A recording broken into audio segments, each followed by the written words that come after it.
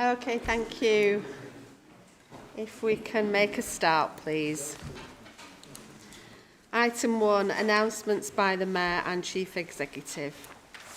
I think all of Council, we can join together to say that our thoughts and prayers are with those affected by the atrocities in Sydney on Sunday. Yes? Yep. Yeah, thank you. Announcements by the Chief Exec. Okay, thank you. Apologies for absence. Councillor Sokol. Thank you, Madam Mayor. I got quite few apologies. Yeah, okay, yeah.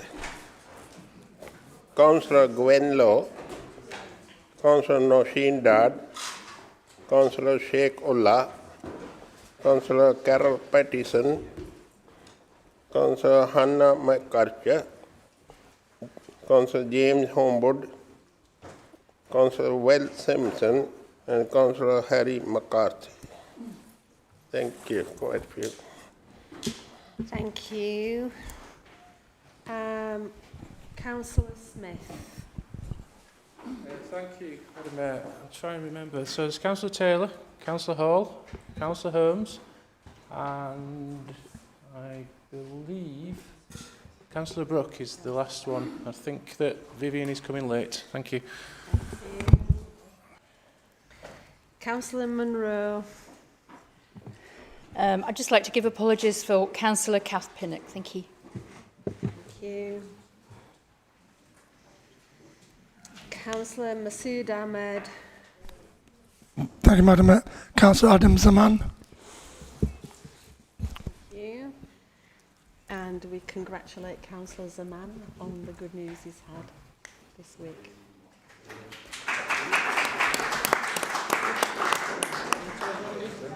Councillor Bramwell. Sorry, Councillor Imran Safdar, he's en route, but he's going to be late. He's delayed in traffic. Thank you. Are there any other apologies for absence? I think we've got Councillor Khan as well. Oh, sorry. Councillor Joe Lawson.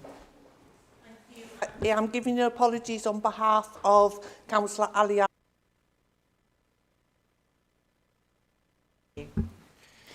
Thank you. And we also got apologies from Councillor Greaves as well. Item 3, declarations of interest. Members who have any disclosable pecuniary interests which would prevent them from discussing or voting on any item should disclose their interests now. Are there any interests to declare? Councillor Sheard. Thank you, Madam Mayor. Interest in item 7. Thank you. Councillor Kendrick. Thank you, Madam Mayor. Item 12, whilst it talks about disabled bus passers, it also talks about retired people with bus passers, and as an owner of such a one, I wish to declare that. Thank you. Councillor Bellamy. Councillor Bellamy. Yeah, thank you, Madam Mayor. Item 7, have a family member in receipt of personal independence payment. Councillor Sokol. I got a bus pass as well. Thank you. Councillor Eric Firth. So have I, Madam Mayor. Councillor Bolt. Thank you, Madam Mayor. I might not be able to guarantee a speech in time, but I have in my hand a piece of card which is a bus pass. Councillor Graham Turner. Madam Mayor, I also have a bus pass, but mine's in my wallet. Gosh. Councillor Bill Armour.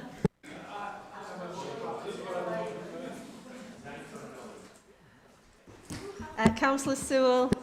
I've also got a bus pass. Oh, I've done something wrong. Are there any other declarations of interest? No. Okay. Thank you.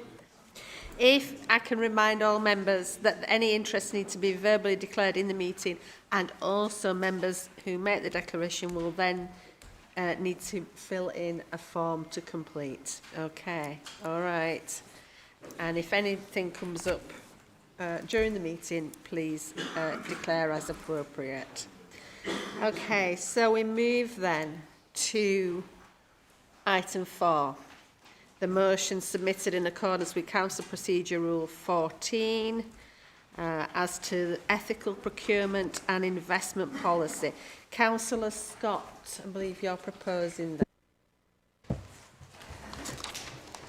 Thank you, Madam Mayor.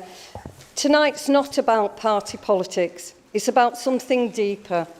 It's about values that we say we stand for and whether we truly live by them and whether we are about to spend our public money on the right things. Behind every pound is a person in our community, someone who works hard, someone who trusts us, someone who expects us to do the right thing. They expect us to know who we buy from. They expect us to ask who makes products we use and at what human cost. And they expect us to look at where these places are and where they invest their money, because investments can do just as much harm as contracts. So we do need to pay attention, and this is what this is about. Taxpayers do not expect their money to end up supporting companies linked to abuse, exploitation, or breaking of international law. This is not an extreme demand. It's a very least responsible public body should do. We all know that supply chains are complicated. We all know that investment markets are complex. And we all know that we cannot always see every detail. But that does not excuse us from trying. It makes the duty stronger. We have to check and we have to question. We have to be sure that our money, whether through procurement or investments, is not helping create suffering or injustice anywhere in the world. Ethical procurement and ethical investment is not just a moral issue. They protect the council. They protect our reputation. They protect our residents. They stop us from being exposed to risks that we cannot afford to ignore. And this is where Kirklees must be honest with itself. We talk about fairness, justice, respect and community. These are strong words, but they are only words. They are worth nothing. They must shape how we act. They must shape where we put our money and where it belongs, because it's under the people that we serve. Scrutiny has done work, which I do commend and thank them, but they are not there where we need to be. The expectations of the public have changed. The risks have changed. The world has changed. Our policies must change with it. This motion is simple. We ask Cabinet to strengthen our approach and ask for clear checks, clear reporting and clear accountability. It asks us to look again at our contracts and our investments, and we must be sure that we can stand behind every decision that we make with pride. Colleagues, this is about who we are. It's about showing Kirklees will not look away or turn the other way. It's about saying we will not allow every pound of public money to be wasted or used and undermine human dignity and human rights. We are trusted to do this, and that what is right decision to make tonight is not make it difficult and complicated by debating because you're not aligned to our policies or politics. It's about what we do. Tonight we have a chance to show trust, and people out there deserve that. Let us choose a path that matches our values, not the paths of convenience to get it through, because public money carries responsibility.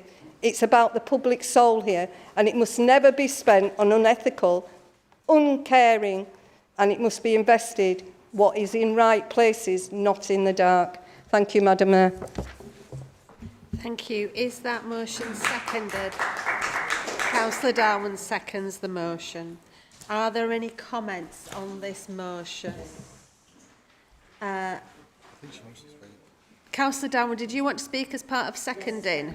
Okay, all right. Just hang on a minute then while Put your microphone on. Okay, go on. Thank you, Madam Mayor. It is both an honour and a profound privilege to support this motion so ably proposed by Councillor Cathy Scott.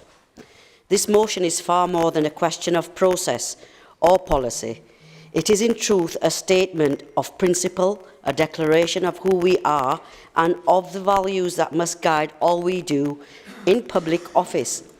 As elected representatives, we hold in trust not only the resources but the conscience of our community. Every pound we spend, every partnership we forge must reflect the high standards of integrity, fairness and humanity.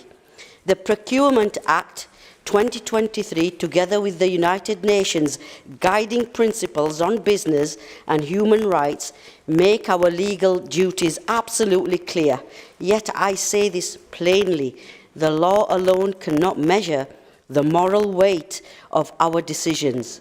That measure lies within our sense of justice, within our regard for human dignity, and within our unwavering belief that public service must serve the good of the public. We cannot, in all conscience, speak of equality and human rights here at home if our investments or contracts are complicit in exploitation, oppression, or breaches of international law abroad. That includes those entities involved in the unlawful occupation of Palestinian territories and others whose actions betray the very essence of justice and decency. For let us be perfectly clear, equality, justice, fairness and human dignity are not privileges bestowed by fortune. They are the birthright of every member of the human family. These are not abstract ideals, they are the moral foundations upon which all civil society must stand. To uphold them is not a gesture of benevolence, but an act of duty. This motion ensures that Kirklees does not merely comply with legislation. It ensures that we lead by example, guided by principle, and forfeited by conscience. It commits this council to the adoption and enforcement of robust ethical standards in all procurement and investment activity, standards rooted in transparency, accountability and respect for human rights. Let there be no doubt, public money must never, ever come at the expense of human dignity. By adopting this motion, we affirm that the Kirklees stands firmly on the side of justice and humanity. We affirm our decisions are governed not by convenience, but by conscience, and we affirm that the legacy of this council shall be one of integrity, decency and moral courage.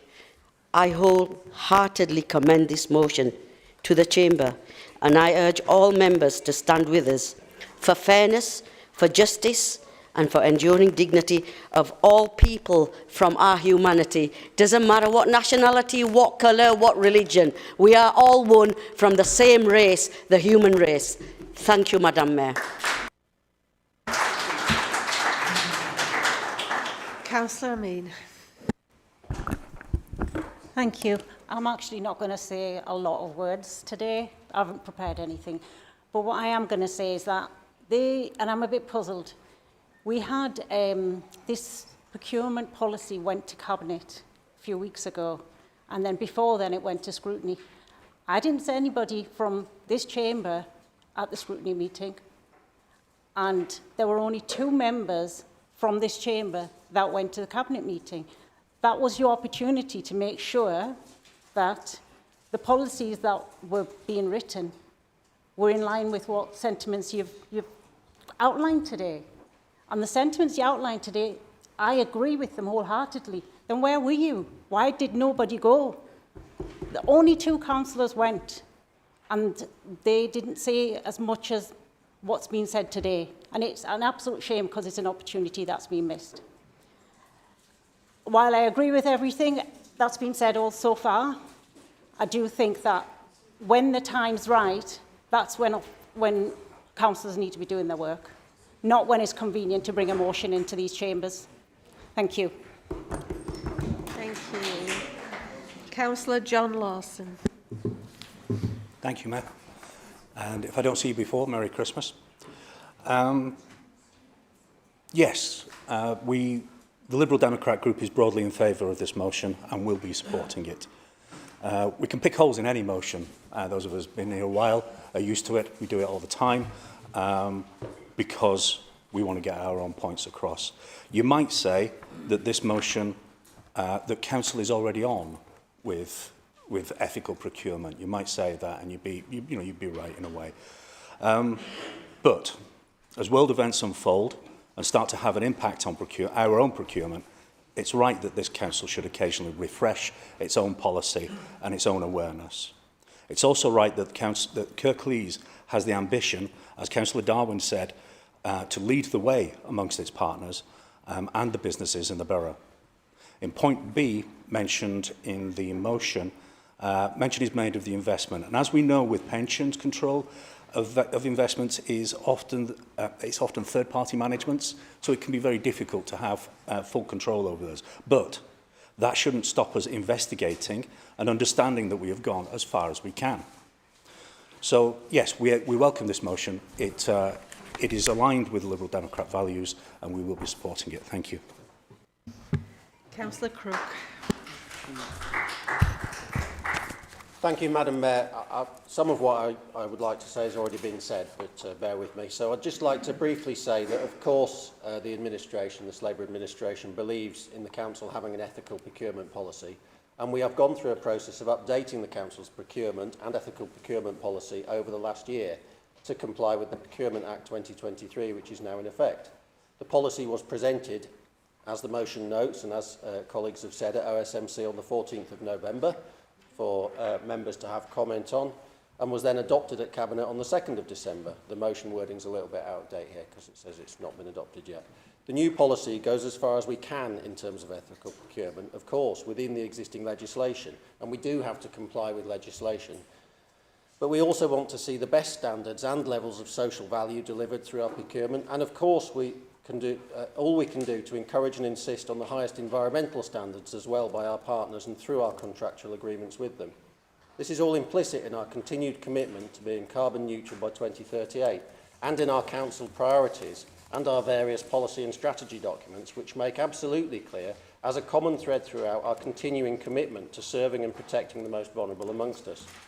Of course, we would also wish to see the Council only investing in a way that is consistent with these principles, and we will continue to review policy and practice to ensure this is the case, and to improve wherever and whenever possible. So it is clear to me that this motion is asking for what we have already progressed and put in place, and substantively after the event. I agree with much, not all, but much of what is said in the motion, but we have already done it. And I will will continue to do it regardless of the outcome of the vote. So that's my comment. Thank you. Councillor Burke. Thank you, Madam Mayor. This motion goes to the heart of how we use public money, how we manage risk, and how we ensure decisions reflect the values we claim to uphold as a council. As Chair of the Overview and Scrutiny Management Committee, I want to be clear about the role scrutiny has already played. We considered the updates to the procurement strategy in November, and members questioned officers on ethical considerations and governance. That was a proper and constructive process, but scrutiny is not the end of the journey. It exists to strengthen decision-making, not to replace it.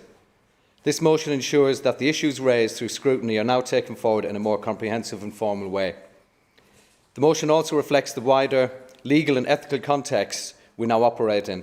The Procurement Act 2023, alongside the UN principles referenced, sets clear expectations around integrity, transparency and public benefit.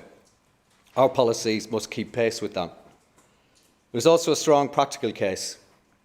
Ethical procurement is not only a matter of principle, it is about protecting the Council from reputational damage, financial risk and unstable supply chains. As a Liberal Democrat, I see this as an entirely consistent place with fairness, accountability and responsible stewardship of public money. But this should not be party political. These should be shared values across the Chamber. The resolution itself is proportionate. It reflects the role of Cabinet and officers while asking for stronger governance and clear reporting timescales. Thank you, Madam Mayor.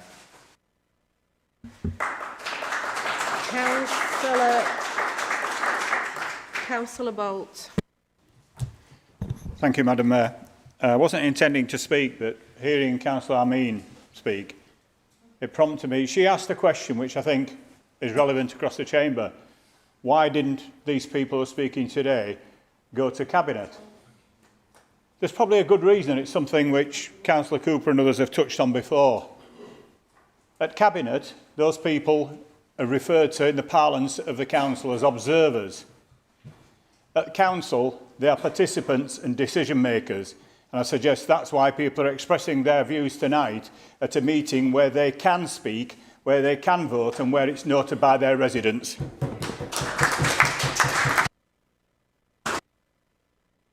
Councillor Smith. Thank you, Madam Mayor.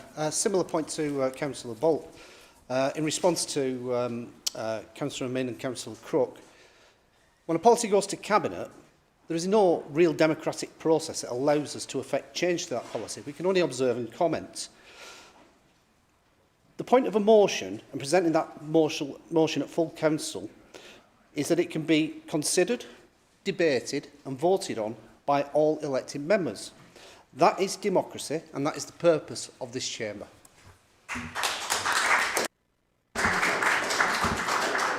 Councillor Thompson. Thank you, Chair. I was just listening, almost intrigued by people talking about ethical purchasing, etc., which I'd love to think it was based on ethics rather than politics. But what I would say to the people that are standing up and waxing lyrically about ethical purchasing, if maybe in your pocket or purse you've got an iPhone, I would say that you shouldn't be standing up here and talking about ethical purchasing. If you've got an electric car or anything that's got a lithium-ion battery, I won't be standing up here and talking about ethics, because it's all well and good talking about ethical purchasing, but when you're using the very things that come from unethical countries and regimes, then maybe you should look internally rather than demanding that somebody else changes their process. Thank you, Chair. Thank you. If there are no other comments on this item, Councillor Scott, right of reply. Madam Mayor, I'll keep it as brief as possible, but there is a couple of things I need to touch on. So myself and Councillor Darwin did follow the ethical procurement, and we actually attended the Corporate Governance Committee with Councillor Taylor. Unfortunately, circumstances for me wasn't allowing me to come to Council Cabinet meeting because my husband was in intensive care. Apologies for that, not notifying you. But moving on, Cabinet can only decide what Cabinet brings forward. Full Council is where policy and direction and challenge strengthen things, and that the things are then set. That is exactly why our motion was going to full council on the 17th of December.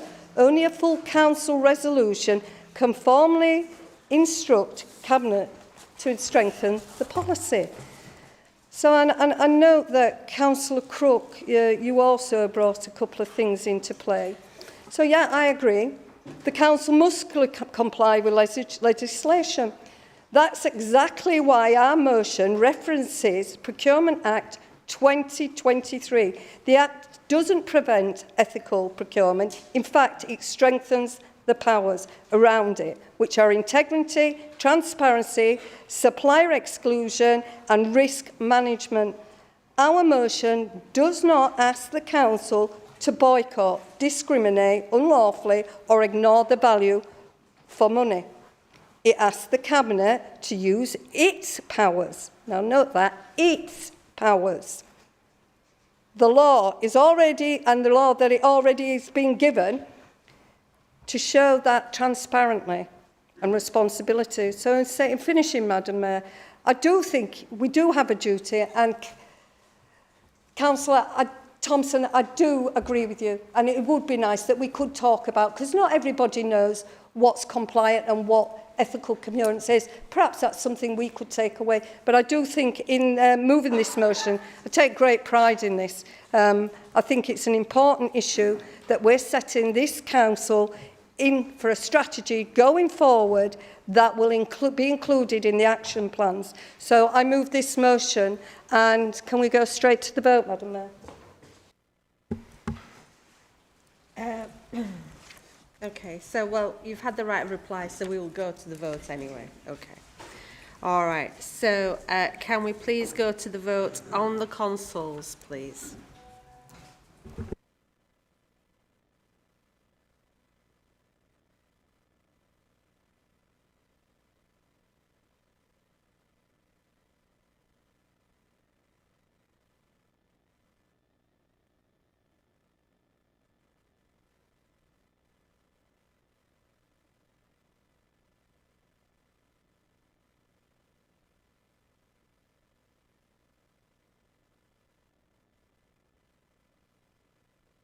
Okay, has everybody voted? Wishes to vote? That motion is carried. Thank you.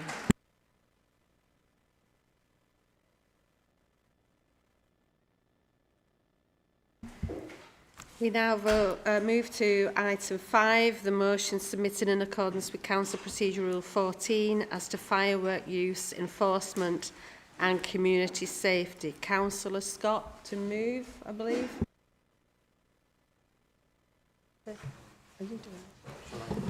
Apologies, Madam Mayor. It's Councillor Anwar that was actually going to be moving it, and I'm seconding it. I do apologise for that error. That's okay. That's all right. Okay.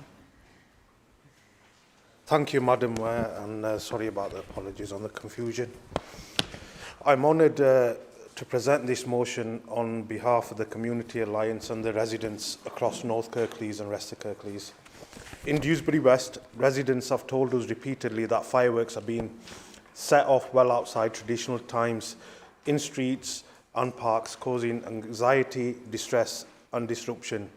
In fact, police reporting shows that a warrant was executed in Dewsbury West Ward where around 163 packs of fireworks, roughly 700 individual items were seized from an address believed to be supplying them for illegal sale. Neighbourhood Alert West Yorkshire Police Similarly, in August 2021, the local press reported that environmental health officers received around 40 complaints in the West in Dewsbury area relating to fireworks being let off in late night hours.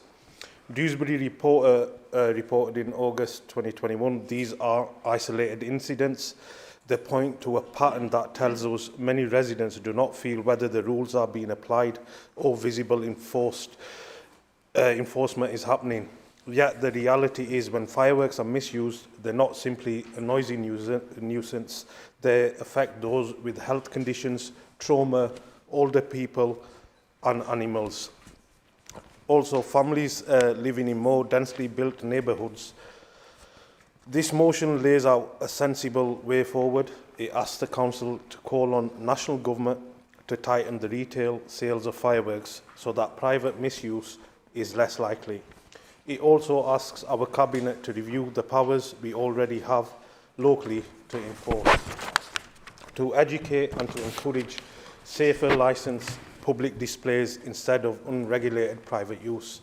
It aligns with local safety advice, for example, from the West Yorkshire Fire and Rescue Service, which urges people to attend organised displays wherever possible, and points out that misuse carries real risks. Mayor and members, we do not propose a blanket ban on fireworks. What we propose is responsibility.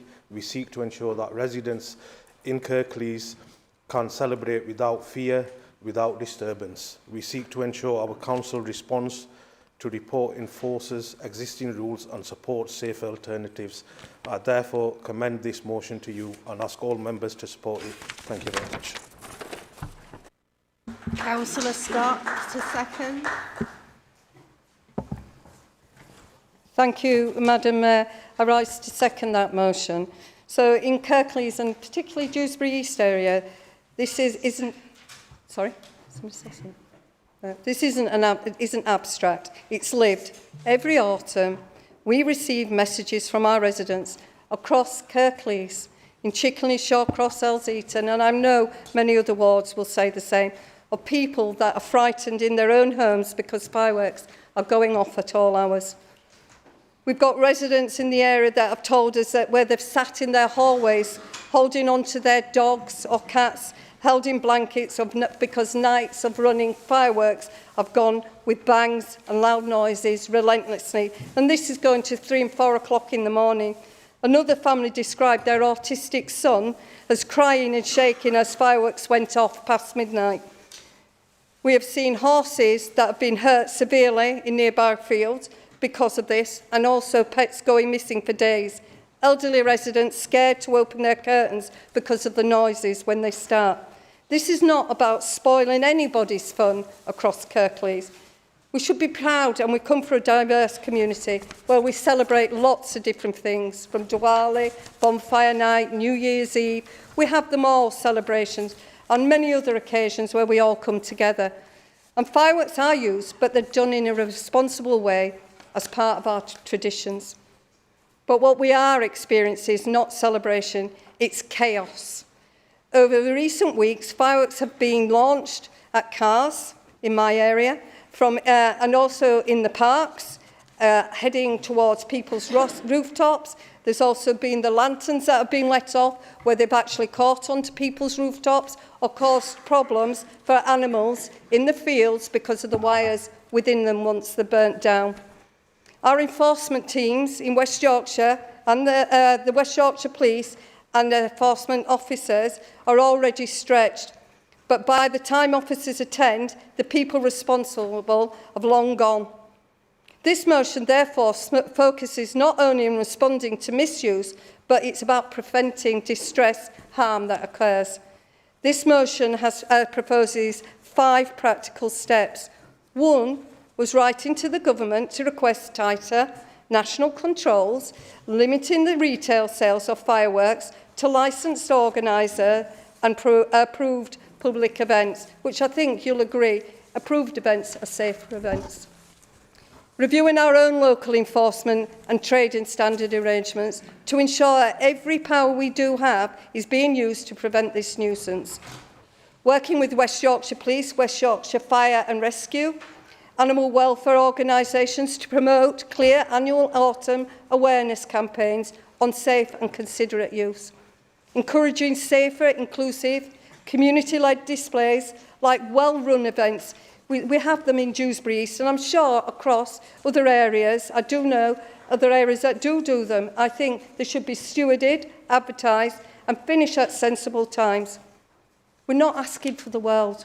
We're asking for a peace for our community. We're asking scrutiny to review the local impact of the fireworks misuse and report back with its recommendations within 6 months. That's time enough before next year's trouble, but we're still getting the fireworks now, long after Bonfire Night. These measures are not political, they are practical, they are compassionate. Residents in Dewsbury East want celebration. We don't want to prevent it. They also want to sleep safely with peace of mind. They want their children, their elderly relatives and their pets to feel secure in their own homes. This motion strikes the right balance. It protects celebration while reducing chaos. It supports organised licensed community displays instead of unpredictable explosions at 1 o'clock in the morning. Madam Mayor, colleagues, this is a proportionate community-led solution. It respects cultural celebrations, strengthens enforcement and protects the well-being of both people and animals. Let us lead by example. Let us say yes to celebration, but no to fear. No to distress and no to dangerous misuse. Please support this motion, members in this chamber tonight, for the sake of your residents and their well-being. Thank you.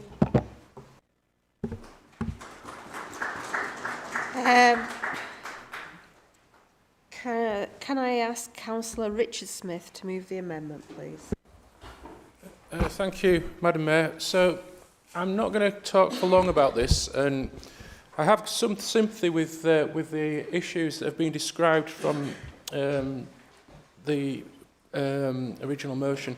So I think my only concern is that we're using a sledgehammer to crack a nut, and I have got respect for what you've said, and I do think that there are issues, you know, that I do have some sympathy with some of the issues you've described, but I also think that the council and the police already have powers that are, in my opinion, sufficient to deal with these issues. I don't think we need to do any more in terms of introducing new powers. So the police can already go after these people if they're doing the things, you know, and I'm quite sure they are doing in isolation the things that you describe. I don't see it as a widespread Kirklees problem. We need to go through you know, through the process of introducing new measures locally, or indeed writing to the Secretary of State to ask for national legislation. My opinion, and I suppose we've got different views on that. So my amendment is that we will delete all after paragraphs, delete paragraphs 1 and 2, and after the Council resolves to, we'll add a new paragraph which reads, write to the Secretary of State for Business and Trade to request that duty be levied on fireworks with greater gunpowder content with the aim of limiting noise nuisance at unorganised displays. So I think what that we hope that would do would be achieving a similar aim without the, you know, I don't want to stop kids from playing with sparklers, is what I'm saying. So hopefully that's a more measured approach to this issue. Thank you. Is that seconded? Thank you, Councillor Bamford. Right, are there any comments on the motion or the amendment, please? Councillor Amanda Pinnock. Thank you, Madam Mayor. So I'm going to speak, I think, to the motion itself and really address some of what Councillor Smith has talked about. So I'd like to begin as a portfolio for community safety by saying I fully understand the concerns that have been raised about bonfires and fireworks. And I share your concerns, and it's not the first time we've discussed this in this chamber. We had members of the public who've come along putting deputations and questions about this very issue. But I think it's important to recognise and also highlight what is happening in Kirklees around this particular area. I know Councillor Smith has talked about sledgehammer to a nut. So what's happening here in Kirklees? So I'm constantly talking about the Community Safety Partnership Board, which I think is really important. And it covers pretty much everything around crime, antisocial behaviour, so on and so forth. So in relation to you know, fireworks, bonfires, at that time of the year, the police increase their presence in hotspot areas. So more resource is put in around this time. More resource in respect of the local authority too. We endeavour to remove waste which we know is likely to cause a danger. So what we do is we engage at that time of the year more often the green action space to ensure that fly tipping is dealt with and removed. We actually go out and seek out illegal bonfires. We engage schools, youth hubs and other community groups raising awareness and promoting safety. We deploy council officers to specifically identify problematic areas through our Safer Kirklees team. And also we invoke our public safety protection orders to control fires and barbecues, as well as supporting enforcement around the sale of illegal fireworks, and address crime and antisocial behaviour. And just also to point out what the specific rules are around fireworks. There's a restriction of 18 years and above to be able to purchase fireworks. You cannot set off fireworks in the street or in a public area. You can't set off fireworks between 11 p.m. and 9 a.m. except bonfire night, and that's until midnight. New Year's Eve, Diwali, and the Chinese New Year until 1 a.m.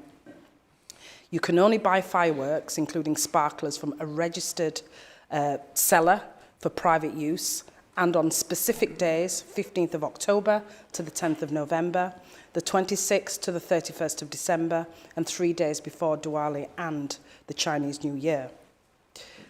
Also as well, in terms of enforcement, you can be fined an unlimited amount, imprisoned for up to 6 months for selling or using fireworks illegally. And also the local authority have our fixed penalty notice of up to £150 for violations of the orders that I've talked about. So in terms of change then, how does real change happen? So in relation to bonfires and the sale of fireworks, that has got to come from government. Only the government can change those laws that we need to abide by. The Department of Business and Trade issued a statement only 2 weeks ago stating that the government will be looking at minimising the negative impact of fireworks and supporting the considerate use while reducing the risk of disturbance to individuals, animals and property. The government will be launching a campaign to promote sensible use and, as I said, reducing the impact there. And the local authority, we're doing a lot at the moment to try and deal with those very issues. As Cabinet Member for Community and Safety, I'm content to review our local licensing and trading standards arrangements as a request that's been made in respect of the motion. I'm not quite sure what powers we have in relation to trading standards, but it is something that I'm willing to take a look at. And lastly, what I want to say is yesterday I spent the day with our fantastic fire and rescue team in Huddersfield to get a better understanding of what they do, how we can strengthen our relationship as a local authority, our partnership with them, and how we can work closer to address issues like fireworks and noise nuisance. And I told them that we will be having this debate today. We will be having this motion and there will be a debate about it. And I wanted to understand their response because at the end of the day, I've been told my time's limited. It impacts them. They're on the front line. They're dealing with issues. And what they've said to me is what they don't want is a blanket ban. That's not what they want. The consensus was around there needs to be more education, there needs to be more awareness, particularly with young people. And it is quite attractive, the idea of having organised events rather than individuals. But what they're saying is year on year, less organisations are doing these things. So, you know, a lot more needs to be done around that if that's the direction that we're wanting to go down. And I'll stop there because the Mayor's told me to shut up a while ago. Thank you. Just so that we can get through all of the business tonight, I think if we could keep to the speaking time, please, that would be enormously helpful. Okay. All right, thank you. Councillor Lee Richards. Thank you, Madam Mayor. Largely in favour of this motion. I won't repeat the information that Councillor Pinnock has already highlighted about the 11 p.m. curfew on the use of fireworks, the exceptions only for certain events such as November 5th, Diwali, New Year's Eve and Chinese New Year. But I think having looked at, that was a comment from the Department of Trade and Industry published on the 18th of November this year.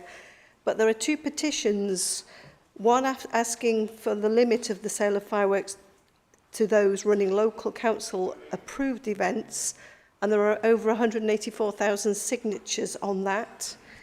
Well over 1,000 people in Kirklees have signed that petition.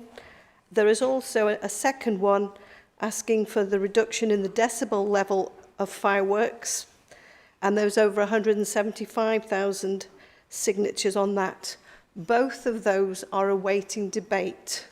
So I think many of the residents in Kirklees, including our ward, Newsom, and Councillor Vickers' ward, Crossland, Moore and Netherton, do suffer from these fireworks going off around many other times other than these particular events. And we get lots of complaints about people having their sleep disturbed, their animals frightened, and obviously there's the fear of injury as well as the antisocial behaviour element. So largely in support of this motion. Thank you. Thank you. Councillor Jo Lawson.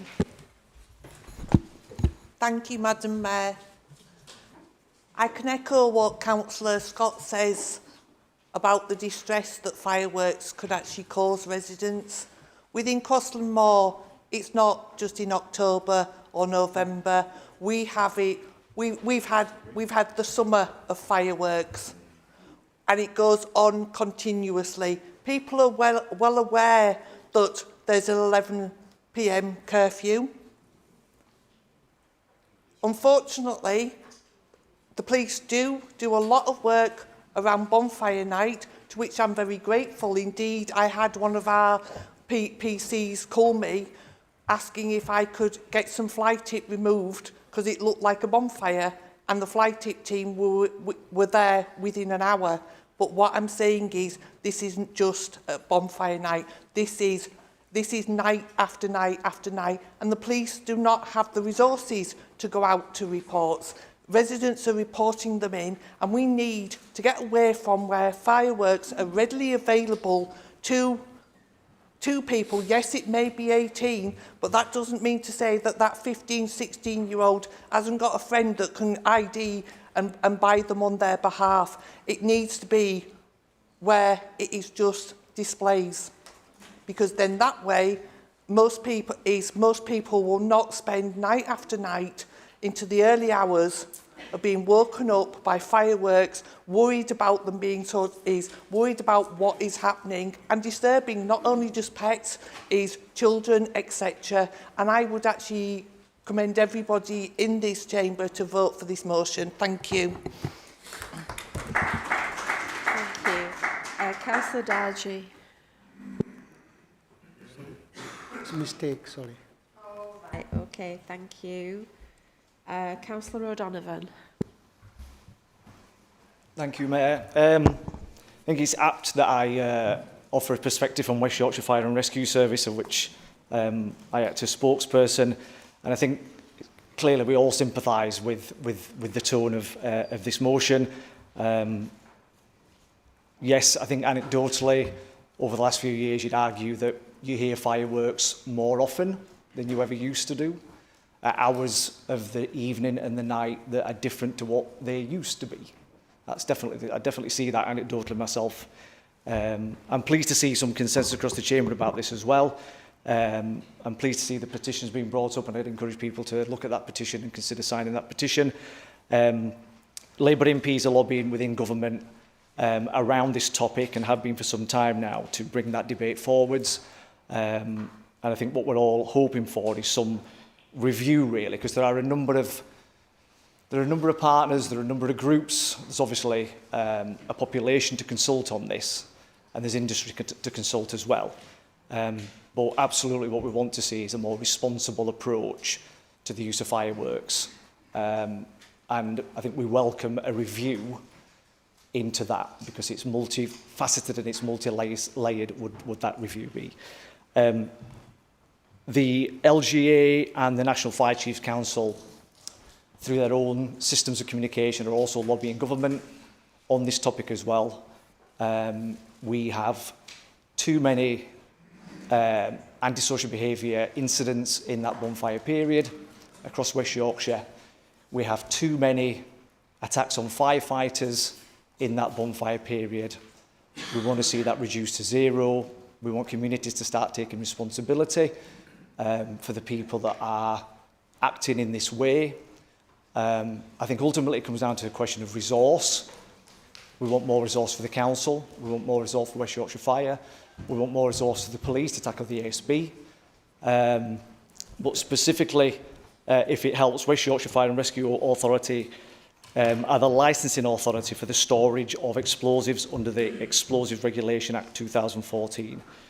The enforcement powers of officers within West Yorkshire Fire relate to the licensing requirements and concerns relating to the inappropriate or unlicensed storage. West Yorkshire Fire do not have any powers to deal with the antisocial use of fireworks, and this lies with the police, who have specific powers within the Antisocial Behaviour, Crime and Policing Act 2014. Now, West Yorkshire Fire do a tremendous job in their licensing and prevention work around the use of explosive storages. Now, those regulations 2014, which govern the licensing and storage, only permit the licensing authority to refuse a licence application under 2 specific conditions. The first one being the applicant is not deemed as a fit and proper person. Now, that's something that we work with West Yorkshire Police on. And 2, the premises are unsuitable for the intended storage requirements, and we take a risk-based assessment on those storage properties as well. Now, these limitations make it challenging for officers to refuse applications. Nevertheless, West Yorkshire Fire have introduced measures to ensure that fireworks are stored appropriately and deterred individuals who may be inclined to test the boundaries of the law. So over the last 12 months, we've implemented several significant changes. We have enhanced checks with the police to ensure all applicants meet the fit and proper person criteria. We have an extended application processing times to reduce the volume of last-minute submissions ahead of the bonfire period. We have a new online application system with inbuilt validation checks. We have more rigorous inspections of premises during the application stage. We have targeted inspections of individual retailers rather than focusing solely on larger supermarket chains. And we have involvement in multi-agency visits on targeted premises with the Council and with West Yorkshire Trading Standards. These measures have made a notable impact on the number of applications received and licences issued. Now, in the previous year, leading up to 2024 bonfire season, we issued 25 new applications were received, 11 were refused or not progressed, and 14 were licences were issued. In the period up to bonfire period 2025, 9 new applications were received, 6 were refused or not progressed, and 3 licences were issued. Now, that represents a reduction of 36% in applications and a reduction of 79% in licences issued.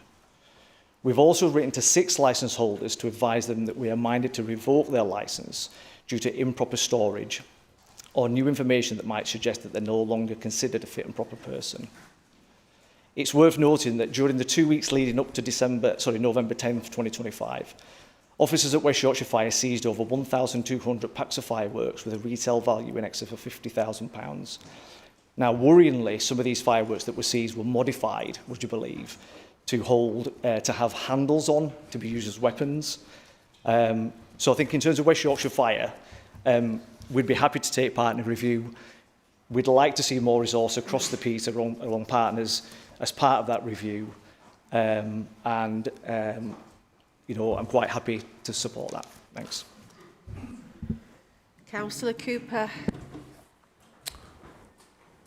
I do take notice of the Conservative Party when they're making their amendments, and so this was quite interesting because when I've heard David Hall complaining about all the motions that come before council and how pointless they are, he usually refers to, well, we just write a letter to the Secretary of State, and are they going to take any notice of it anyway?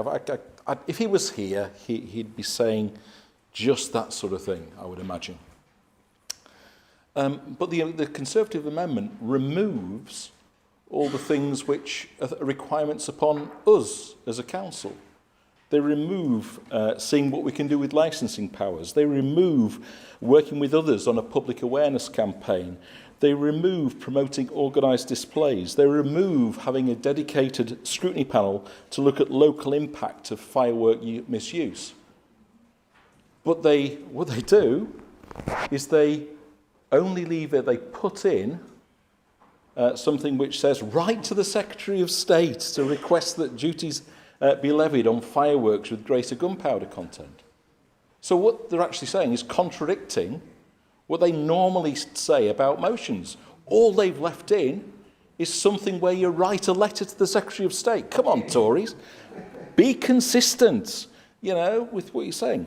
Anyway, their amendment itself. So, request that duty be levied on fireworks with greater gunpowder content. So what that basically means is that will cost more.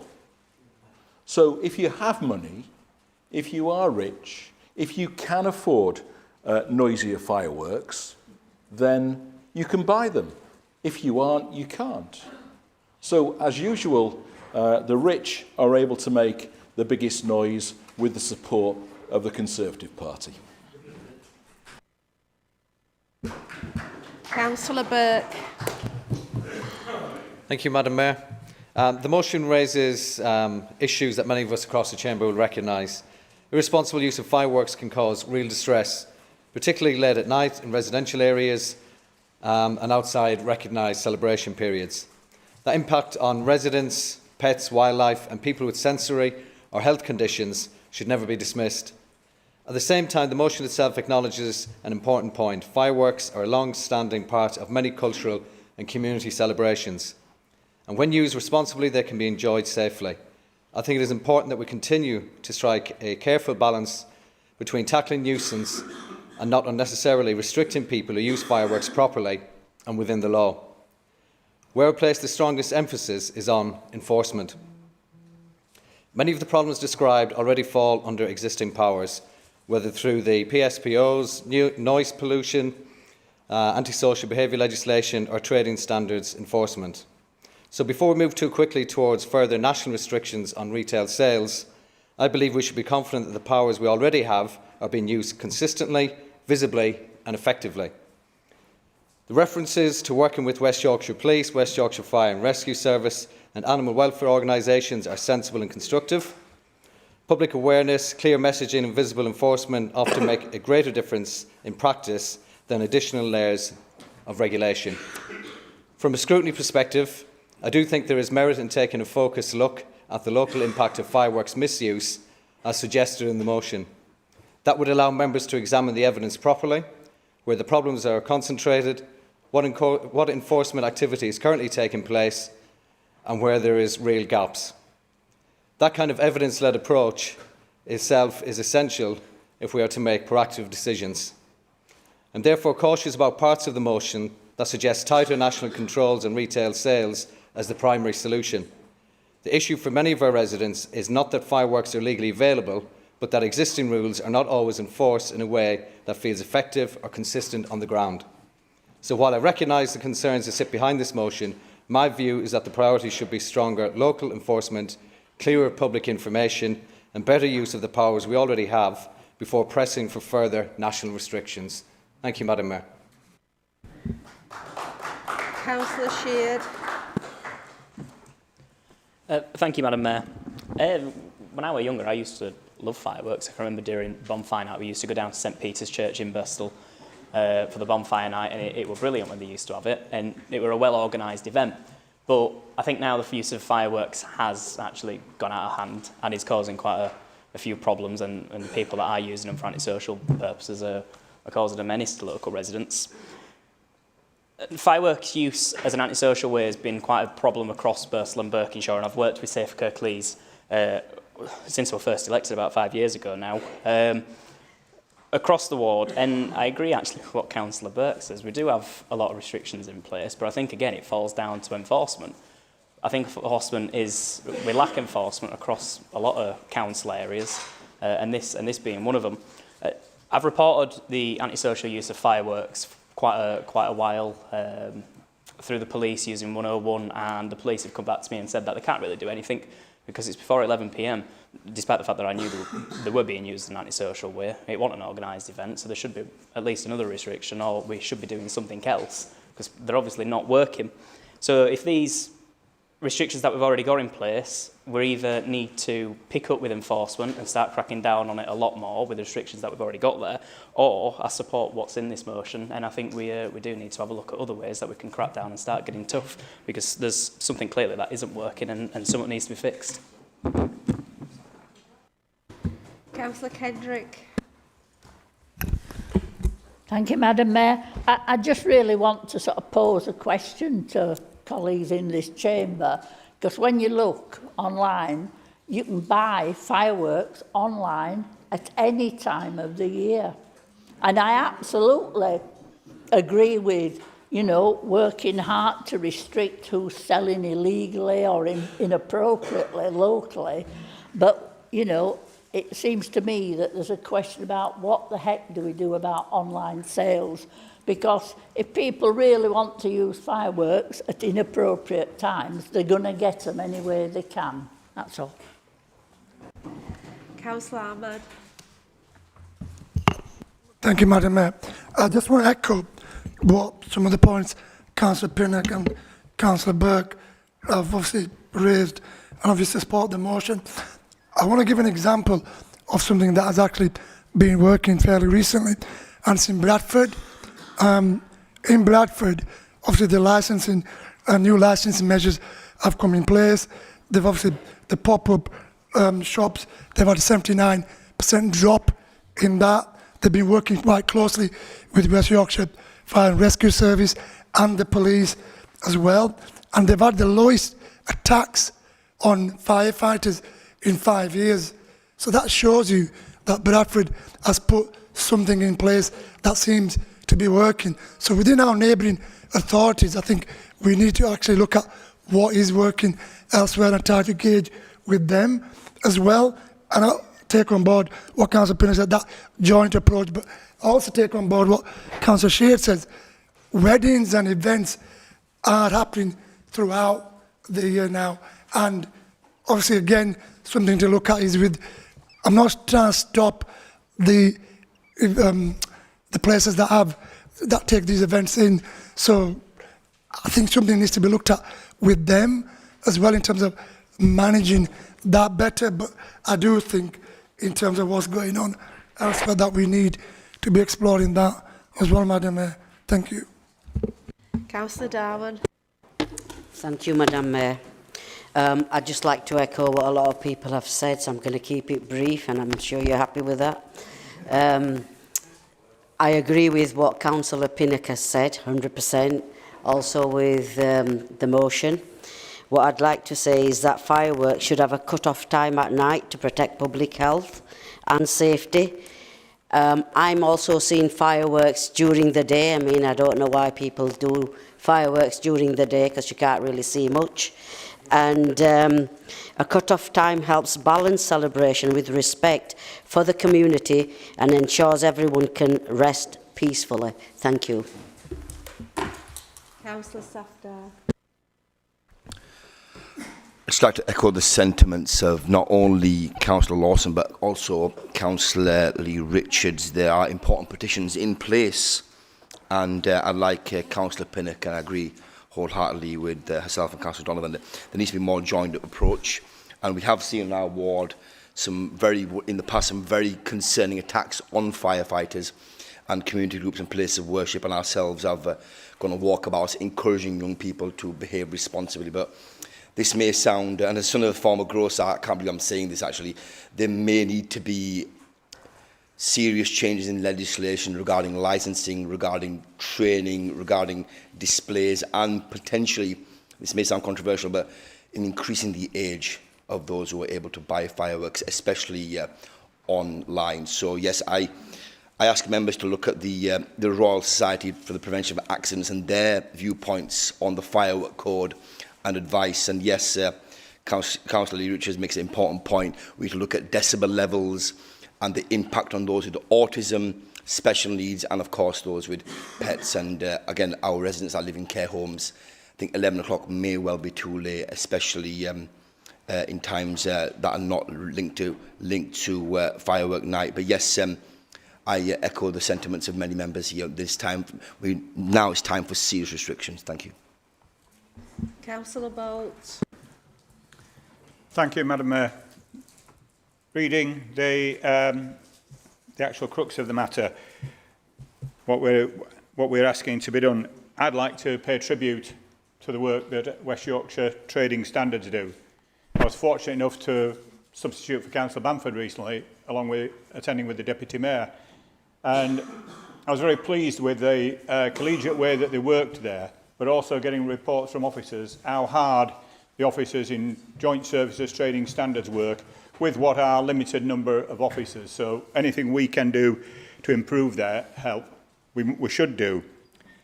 The issue in the motion, when it talks about raising awareness in autumn, for Murfield residents, this is not just an autumnal problem. We have issues all year round. And one of our colleagues has said there should be a limitation. Well, it is 11 o'clock at night. You are not supposed to let fireworks off after. I wish that was the case and Murfield residents could know that at 11 o'clock but it isn't. You hear fireworks going off, whether it's a wedding or something else. The difficulty of enforcement, as I'm sure colleagues will know, is being able to get somebody to the right place at the right time for what is something going off for a short space. And just when you think the noise is over, it starts again. So we do need to look at improvements. Not only are we looking autumnal, we have our own New Year, and we'll also have the Chinese New Year, which is the 17th of February. So we're getting an extended period for legitimate firework, but we also have the problem of illegal fireworks. And in this I pay tribute and hope colleagues who sit on the policing will take back that West Yorkshire Police in Dewsbury a couple of months ago executed warrants in Dewsbury West. They were originally serving a warrant for drugs. So we suggest now that illegal fireworks may be linked to organised and serious crime here, because in this case, 163 packs of fireworks were seized, totalling 700 individual fireworks, which were then, as the police say, taken away from the potential to sell them. That money would have been going back into criminal organisations. The issue about enforcement, and it does become, I believe, a police issue, not, the noise issue is Kirklees will say that's a police issue for letting fireworks off, and whether we can bring in public space protection orders to give greater strength. The motion talks about each autumn we will raise awareness, and I believe that if the proposer and seconder would remove each autumn so that we have a continual message to raise awareness about the issues of fireworks. Point 4 talks about encouraging town and parish councils and community groups, and I'd like to put on record here my thanks and congratulations to Murfield Round Table, who over many years have done just that. They've organised a community event, and it brings people both from Murfield and the wider area to give a family celebration. And that's partially funded through Murfield Town Council. There may be also another point there that encouraging town councils. So for those who don't have a town council in North Kirklees, you might want to look at a community governance review where they can petition for that and give them the opportunity to take part. The scourge of fireworks outside of organised and normal times is something that was brought home on Remembrance Sunday. There were fireworks going off around Murfield on Remembrance Sunday, and a veteran commented that fireworks are now so powerful that ask any veteran who has experienced combat, and these are more like mortar and artillery shells, and the impact on a veteran cannot be underestimated. So we do need to be taking greater measures to protect our communities. As I say, it's something which on Facebook in Murfield we regularly hear about this when people are letting them off. Can't something be done? And I have asked questions in the chamber before, and I'm pleased to say that we're now debating it, and hopefully something can be done. Thank you. Councillor Coote. Thank you, Madam Mayor. May I remain seated, or would you prefer us to stand? Thank you, Madam Mayor. So I echo everybody's concerns with reference to the impact on pets, the war veterans, and the disturbance to the general peace for the whole community at large. And so I really support the motion without the amendment. But what I would also like to highlight is that we ought to have equality with all the rules and regulations with reference to the use of fireworks. There was repeated mention of fireworks for the Chinese New Year, in the Diwali celebrations, etc. I think without the need for anyone to put in a specific request, it should be applicable, and the same rule should apply to any faith or any celebration in terms of using fireworks.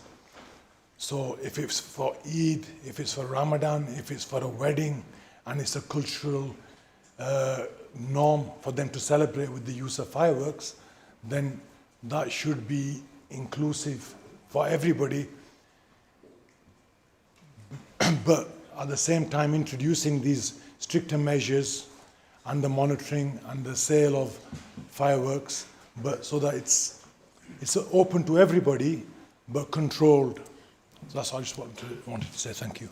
Councillor McGrath. Thank you, Madam Mayor.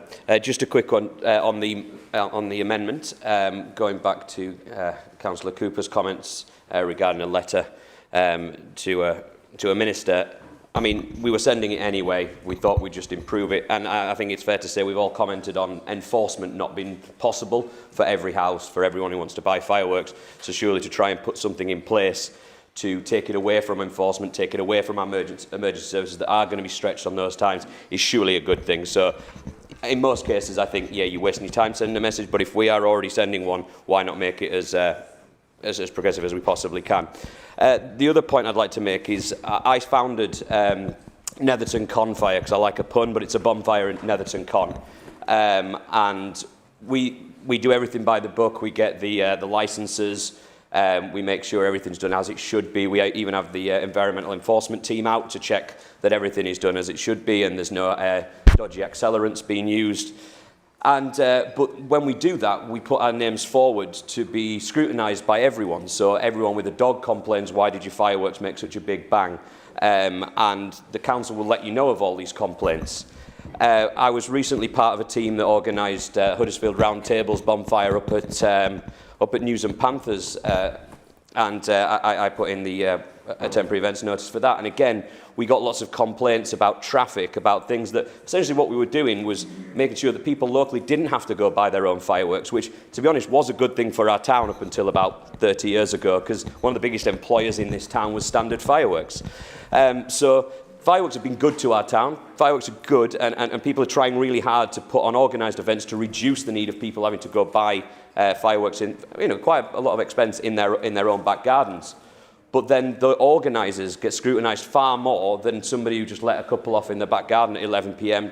or midnight, because nobody knows their phone number, nobody knows the contact details of the person organising it. But the organisers of said events are getting contacted all the time saying, you need to change this, you need to do this, you need to close this road, you need extra expense. So there's an argument to say, are we doing enough to support organised events to prevent people having to buy their own? And obviously, we're going to do it safely, we're going to go through the right routes. But if you just go down to, say, Black Cat Fireworks that opened a store down Leeds Road, do we know that they're going to set them off safely in their back garden? So there's a lot to be said for organised events being supported better and advertised maybe through the communities to say you don't need to go and buy your own fireworks. For a £5 ticket, for a £4 ticket, you could come in and enjoy it safely, and it'll be one event with one massive firework display, and with more people going, the bigger the display. But we need support from the council, and try and discourage people by doing it, by upping the prices on fireworks for private displays, and support those doing public ones. Thank you. Councillor Bramwell. Thank you, Madam Mayor. I'll keep it very, very short. I just want to pay tribute to my residents in Westborough regarding this issue especially. The firework issues that we're facing at Westborough and have faced over the last few years have been absolutely abhorrent. I've got residents that are wanting to move house. I've got children that don't walk the streets. The police simply cannot police when these attacks happen, and the misuse happens, especially during youth crime and during social behaviour on an evening and on a weekend. So this issue has become a massive, massive issue, as I said, for my residents in Westborough. I want to pay tribute to one resident in particular. He was on end-of-life care when I first met him, and unfortunately he's passed away since, but he hasn't missed a meeting regarding this issue. That's how much it meant to him. That's how much it impacted his life in his last few months and last few weeks of his life. This was one of the biggest issues, and it shouldn't be. And it's absolutely devastating, and that is why I'm going to be voting in favour of this motion, and I do hope that everybody else does too. Thank you. Now, Councillor Scott, you've spoken on the motion. Are you wanting to speak on the amendment? Because you didn't reserve the right. Okay, so you're speaking on the amendment, are you? Okay.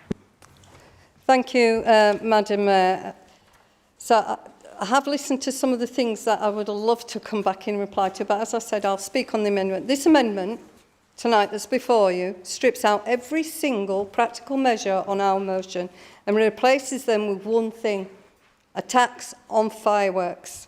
Not safety, not community protection, not enforcement, not support for our veterans, our pet owners, our people with sensory conditions, just attacks. Our communities aren't asking to make fireworks more expensive. They're asking us to make them safer, quieter and less distressing. They are asking us to get a grip of the late-night explosions, the antisocial use, the trauma triggers and the vulnerable residents, and the fear it causes for animals. Our motion doesn't ban fireworks. It doesn't restrict celebrations.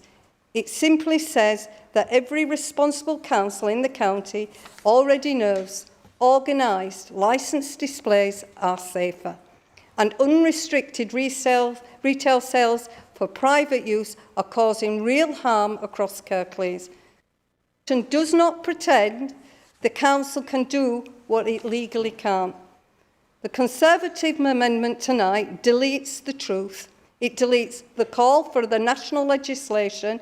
It deletes the scrutiny review. It even deletes the commitment to work with the police, fire services and public safety campaign. Their answer is not safety, it's a surcharge. Madam Mayor, fireworks misuse is already terrifying families, traumatising pets and disturbing residents at all hours.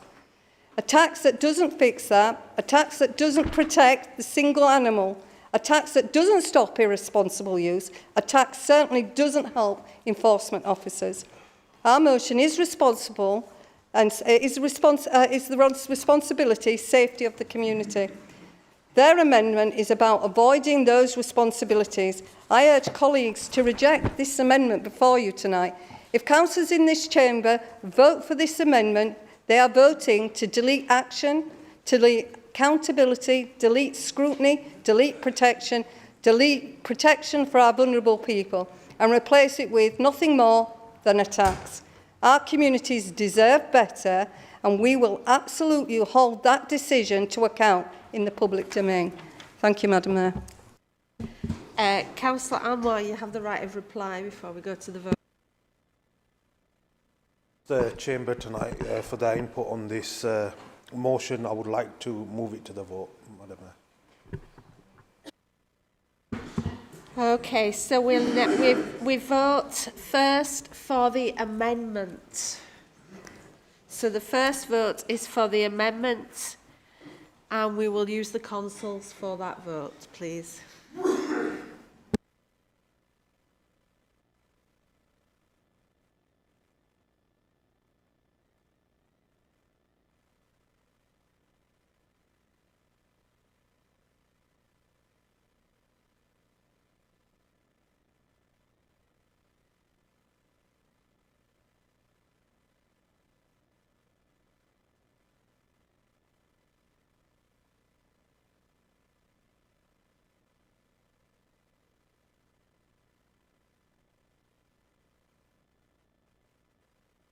Okay, has everybody voted who wishes to vote? Okay, so the amendment has fallen. So we now move to the what is the substantive motion.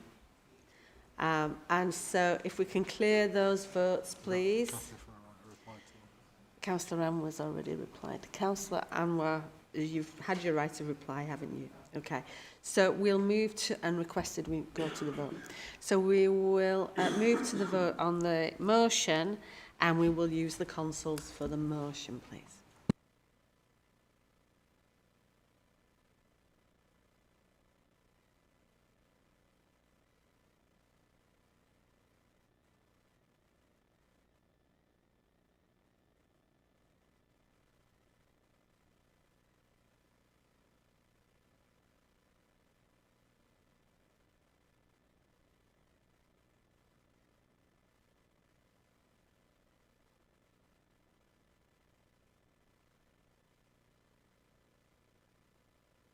Thank you. The motion is carried. Thank you.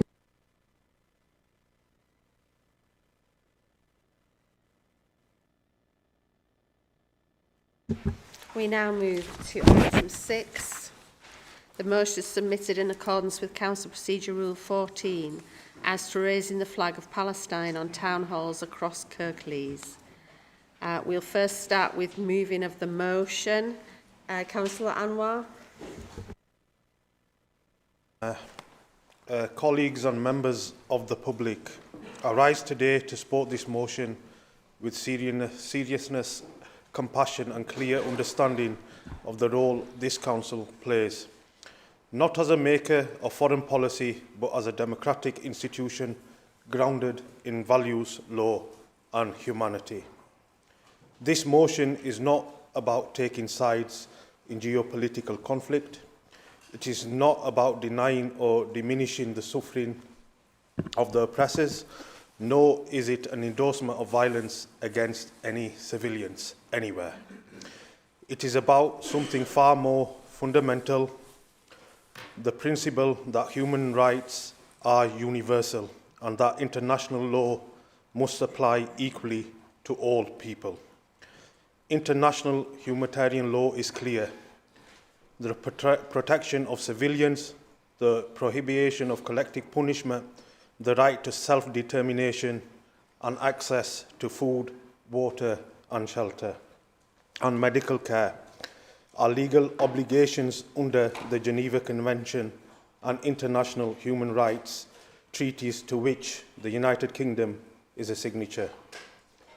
For decades, Palestinians have lived without those protections. Being meaningfully upheld, the United Nations, the International Court of Justice and leading human rights organizations have repeatedly documented violations of the international law in the occupied Palestinian territories. These are not political slogans, they are legal findings, grounded in evidence and international agreement. When we choose to fly the Palestinian flag, we are not engaging in diplomacy, we are affirming that international law matters, that civilian lives matter, and that injustice and genocide should never be met with silence. Kirklees is home to diverse and compassionate communities. Many of our residents have direct family ties to Palestine. Others, regardless of background, religion and colour, have been deeply affected by what they have seen on their TV screens and social medias. Families displaced, children killed, homes destroyed, and access to essential aid denied. For many in our borough, this motion is not symbolic or abstract, it is deeply personal. Behind every legal report is a human story. Behind every statistic is a child, a parent, and family. And every one of those lives carries the same essential worth as mine and yours. Some argue that the Council should remain neutral, but neutrality should never mean indifference. When breaches of international law are widely documented and humanitarian suffering is undeniable, choosing not to speak itself is a political choice. Others worry that this motion could divide communities. I would argue the opposite. Community cohesion is not built by ignoring grief or asking people quietly to endure loss. It is built by recognising suffering, affirming dignity and making clear that this council represents all of its residents. Let me be absolutely clear. Supporting this motion does not excuse violence against civilians anywhere. It does not undermine the fight against anti-Semitism, which must be opposed with certainty, just as Islamophobia and all forms of racism must be rejected. This motion stands for human rights, not against any people. Symbols matter. They tell communities whether they are seen or ignored, valued or dismissed. Flying the Palestinian flag would be peaceful, lawful expression of solidarity with the Palestinian civilians whose rights are being denied. It would say that Kirklees Council chooses empathy over silence, justice over indifference, and humanity over fear. We cannot end the conflict from this chamber, but we can decide what we stand for.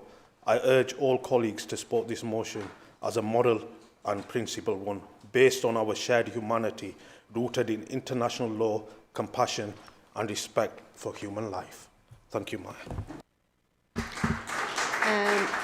Councillor Bramwell to second. Thank you, Madam Mayor. I'll keep this short. I'm very proud to second this motion today. This is something that means a lot to me personally, which is why I've decided not to write anything and kind of just stand up and say how I feel. The reason why me and my colleague decided to, he wrote this motion because it means a lot to him, but also to our residents. That's our role. We're here to represent our residents, and a lot of our residents feel like they are unheard and not listened to. Flying this flag above our town hall is about standing in solidarity. It's about showing people, showing the communities, showing Kirklees that Kirklees Council is standing on the right side of history. What we've watched in Palestine is genocide. That's the bottom line of it. And there was a council meeting that I left earlier, and there was a member that asked, why is it always Palestine? What about the Christians in Nigeria? What about other issues that are taking place across the world? I agree. Bring those motions forward. I will vote in favour of them 100%. Any country or place that is facing oppression or genocide, we need to be standing on the right side of history and being a voice. That's why I am proud to second this motion. Thank you. There is one amendment to this motion, so Councillor Bolt to move that amendment. Thank you, Madam Mayor. It was submitted by colleagues who unfortunately can't be here. So I've been asked to move an amendment which I believe colleagues have had. The motion is termed as flying flags, which is quite laudable and reasonable. But then we go on to other things which are wider and significant issues, not connected with the basic premise. The motion refers to the Council's flag flying policy, that the leader, Chief Executive and Mayor are requested to fly a flag. Anybody can do that. That's a long-standing thing. The motion which my colleagues wrote says it believes it's a fair policy which works well. If I'd have been writing that, I'd have said it works well usually. Because this week, I had occasion to write to the 3 office holders following the atrocity in Australia, because a great many people in this area have got family, friends and connections with New South Wales. We've got one of my residents in Murfields, his son is playing rugby out there. So the policy stands well, but the practice, I haven't had the courtesy of an acknowledgement to my email. The 3 office holders each have members of staff, so a reply when it comes into the office should be sent. Your issue is being dealt with. So I say it should work well, and we should be able to give, when requests are made for timely interventions to fly flags at half staff, those things need to be done reasonably quickly. Having said that, if we can get that, then we should maintain the status quo and leave those 3 officers. It's not people, it's the office they hold. The other aspect of it, yes, let's discuss how we address that. And some years ago, when we had a shared administration, I was part of the group that brought in Holocaust Memorial Day. That is to look at all Holocaust and genocide, both in the past, going back, and moving forward. We were dealing with Rwanda and other issues as they came up. So issues where we are seeing problems around the world are addressed either at Holocaust Memorial or at specific days.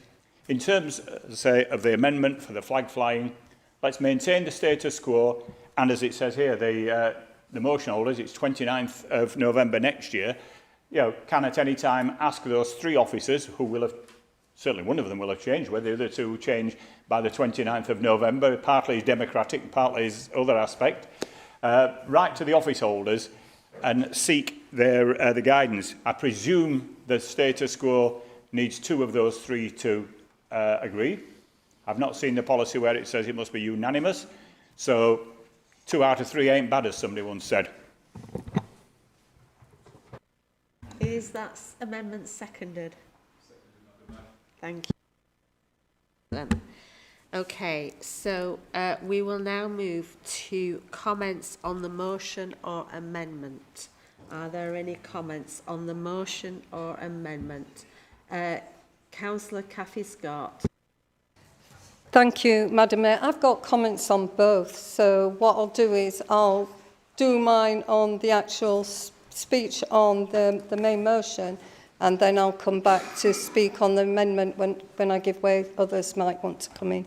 So thank you, Madam Mayor and colleagues. Before I turn to the substance of this motion, I want to acknowledge the horrific events that we've all witnessed in recent days at Bondi. The loss of innocent life and the fear experienced by the people simply going about their daily lives is a lasting trauma for them families and the communities, and that should give us all pause. Violence against civilians, wherever it happens or whoever the victims are, must always be condemned clearly without hesitation.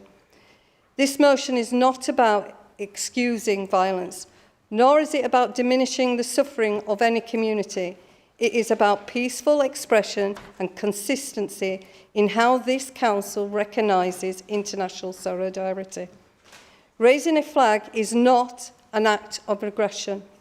It is symbolic and peaceful gesture that this council has used many times before. We have raised flags to mark international days, to show solidarity with our community, and to recognise cultural and historic ties.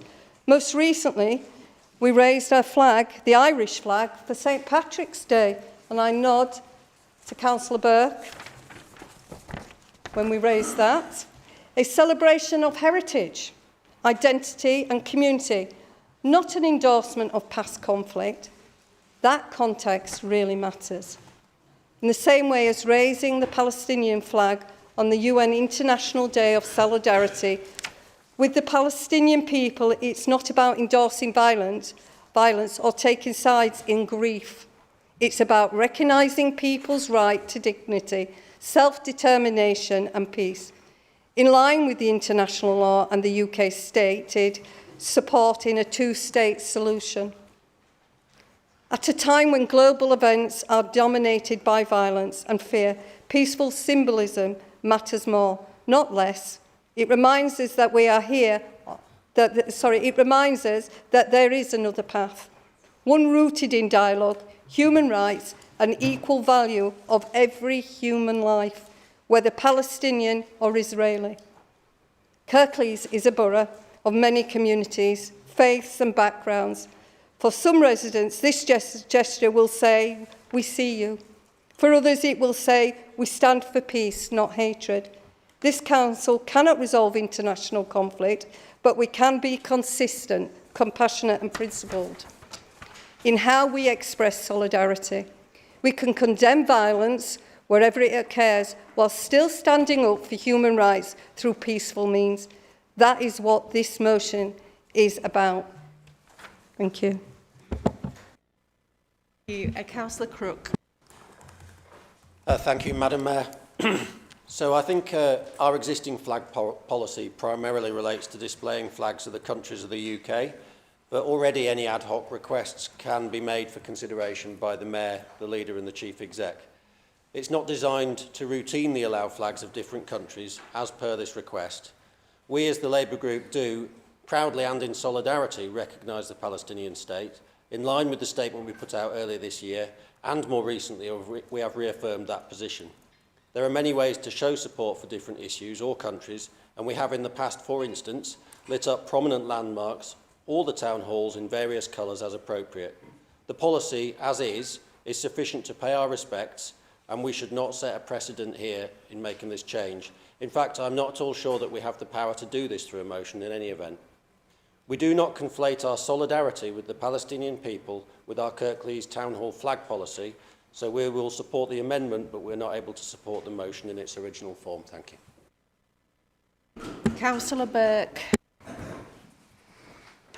Thank you, Madam Mayor.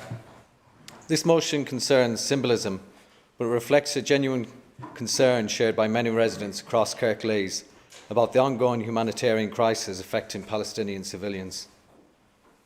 What we continue to see in Gaza and the occupied Palestinian territories is profound human suffering.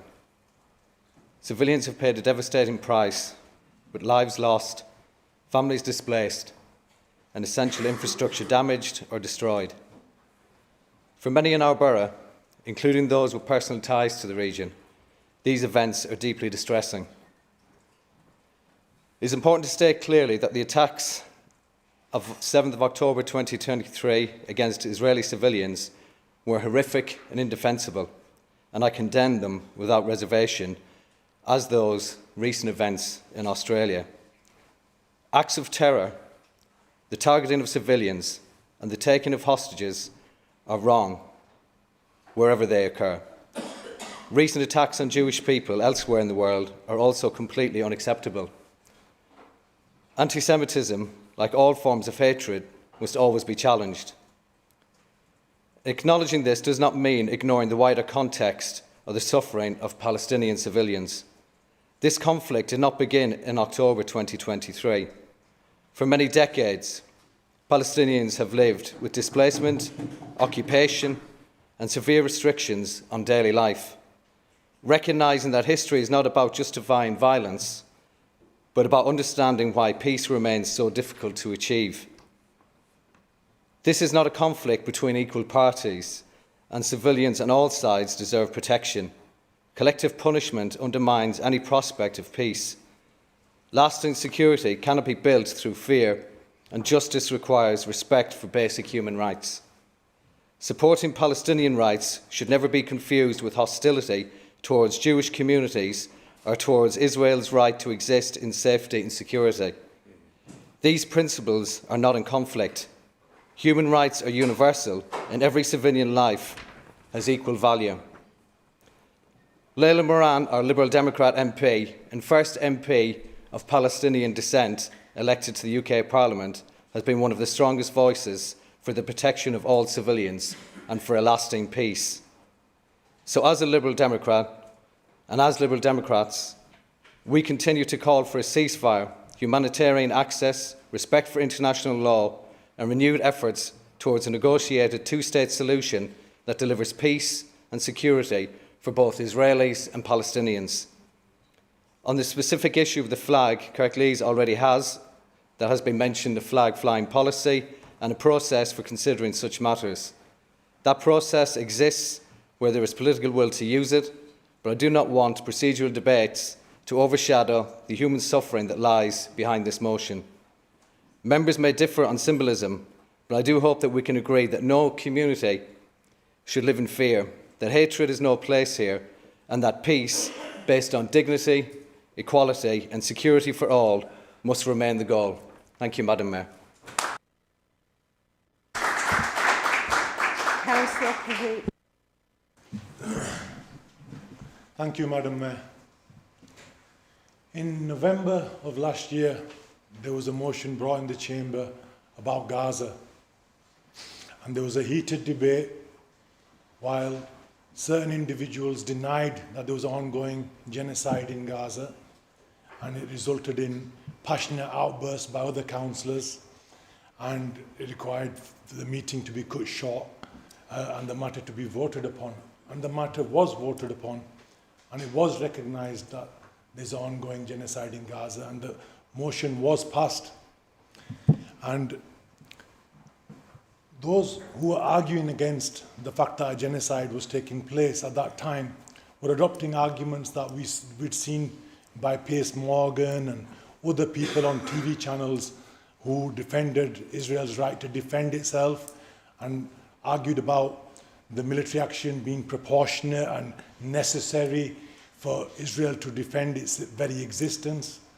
And at that time, perhaps it wasn't as clear-cut for those people who were arguing in the defense of that right to defend yourself. But since then, there's been a lot of changes. Now, even Piers Morgan himself accepts that there is ongoing genocide and advocates for the Palestinian people. The International Court of Justice, even organizations within Israel themselves accept and recognize that there's an ongoing ethnic cleansing and genocide within Gaza and Palestine. It's in plain sight. And my friend Mark says, what about the Israeli people? Well, you know, we wish for peace for all of mankind. Yeah, we wish for peace for all of mankind.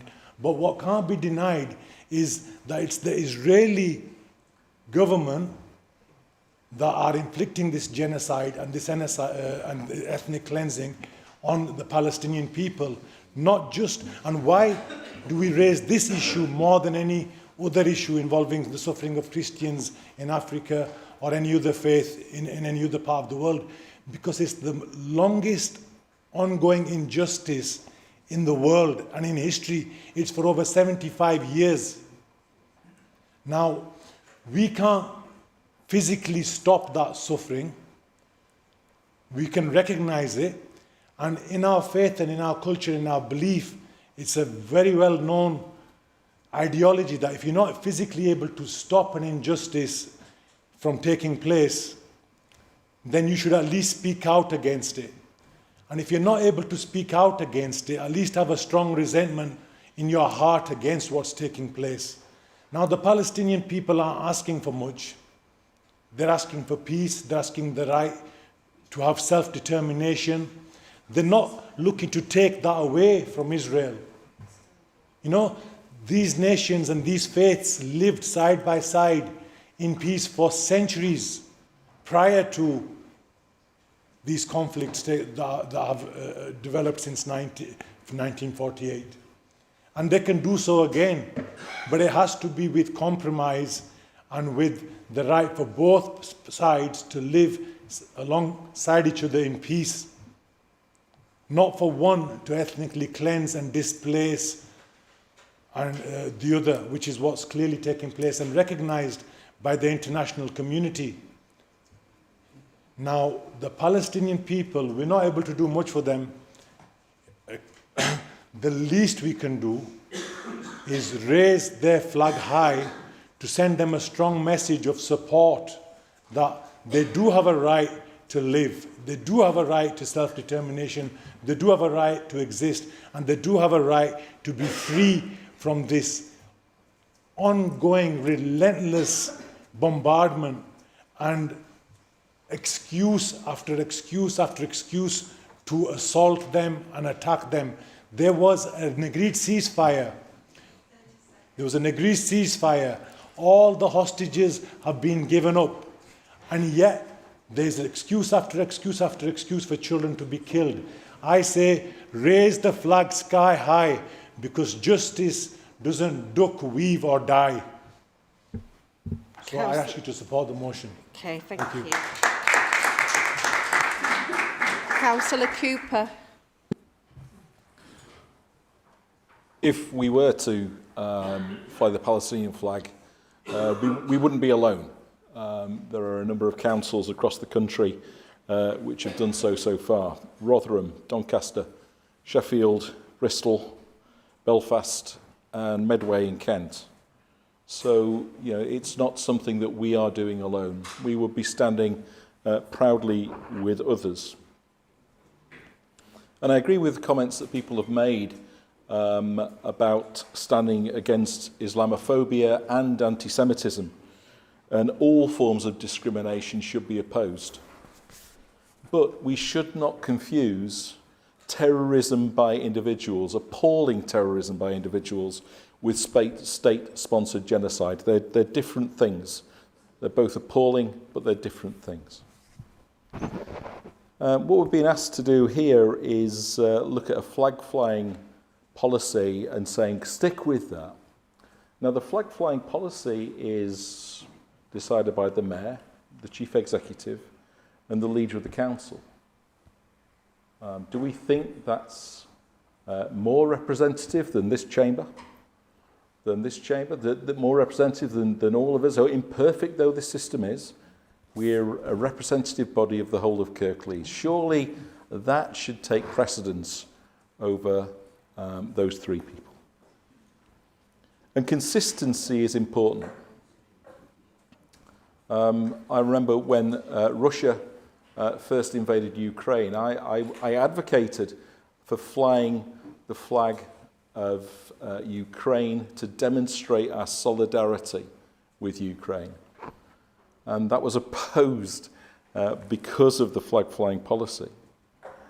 And what I would say is that it's important that wherever we, if we fly any flag, that it's about supporting those who are intimidated, those who are oppressed, and showing that we stand against oppression, that we stand against apartheid, that we stand against genocide.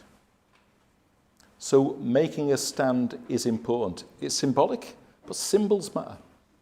And it's important that we state an opinion. We are a political body. We are a council that represents the people of our area. Let's do that by showing our support for the Palestinian people. Councillor Kendrick. Thank you, Madam Mayor. Councillor Hammer said we shouldn't be indifferent to the situation, and he's quite right, we shouldn't be indifferent.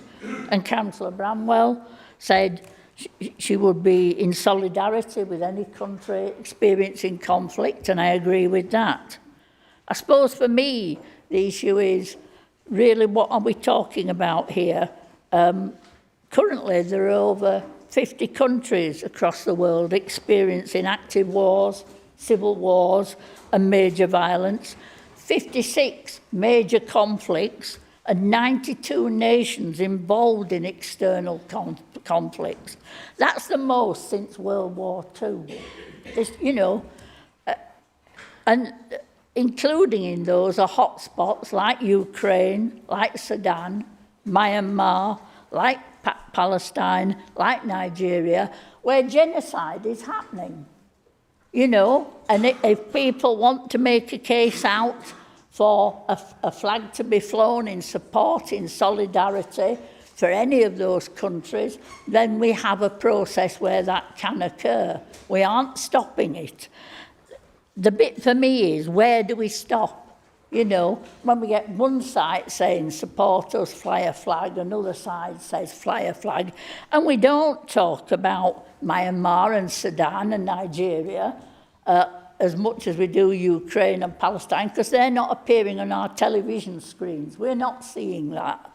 That doesn't mean that children aren't being killed, that civilians aren't being killed.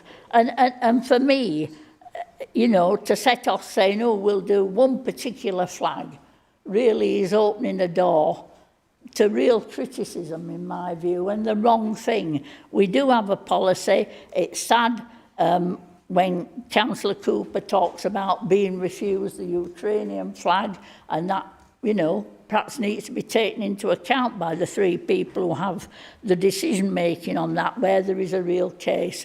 But I really don't feel I can support this motion because we have a situation where we can deal with it. But if we have, you know, 92 nations come forward all saying, fly our flag in support, where do we politically stand on that? Thank you. Councillor Habiban-Zaman.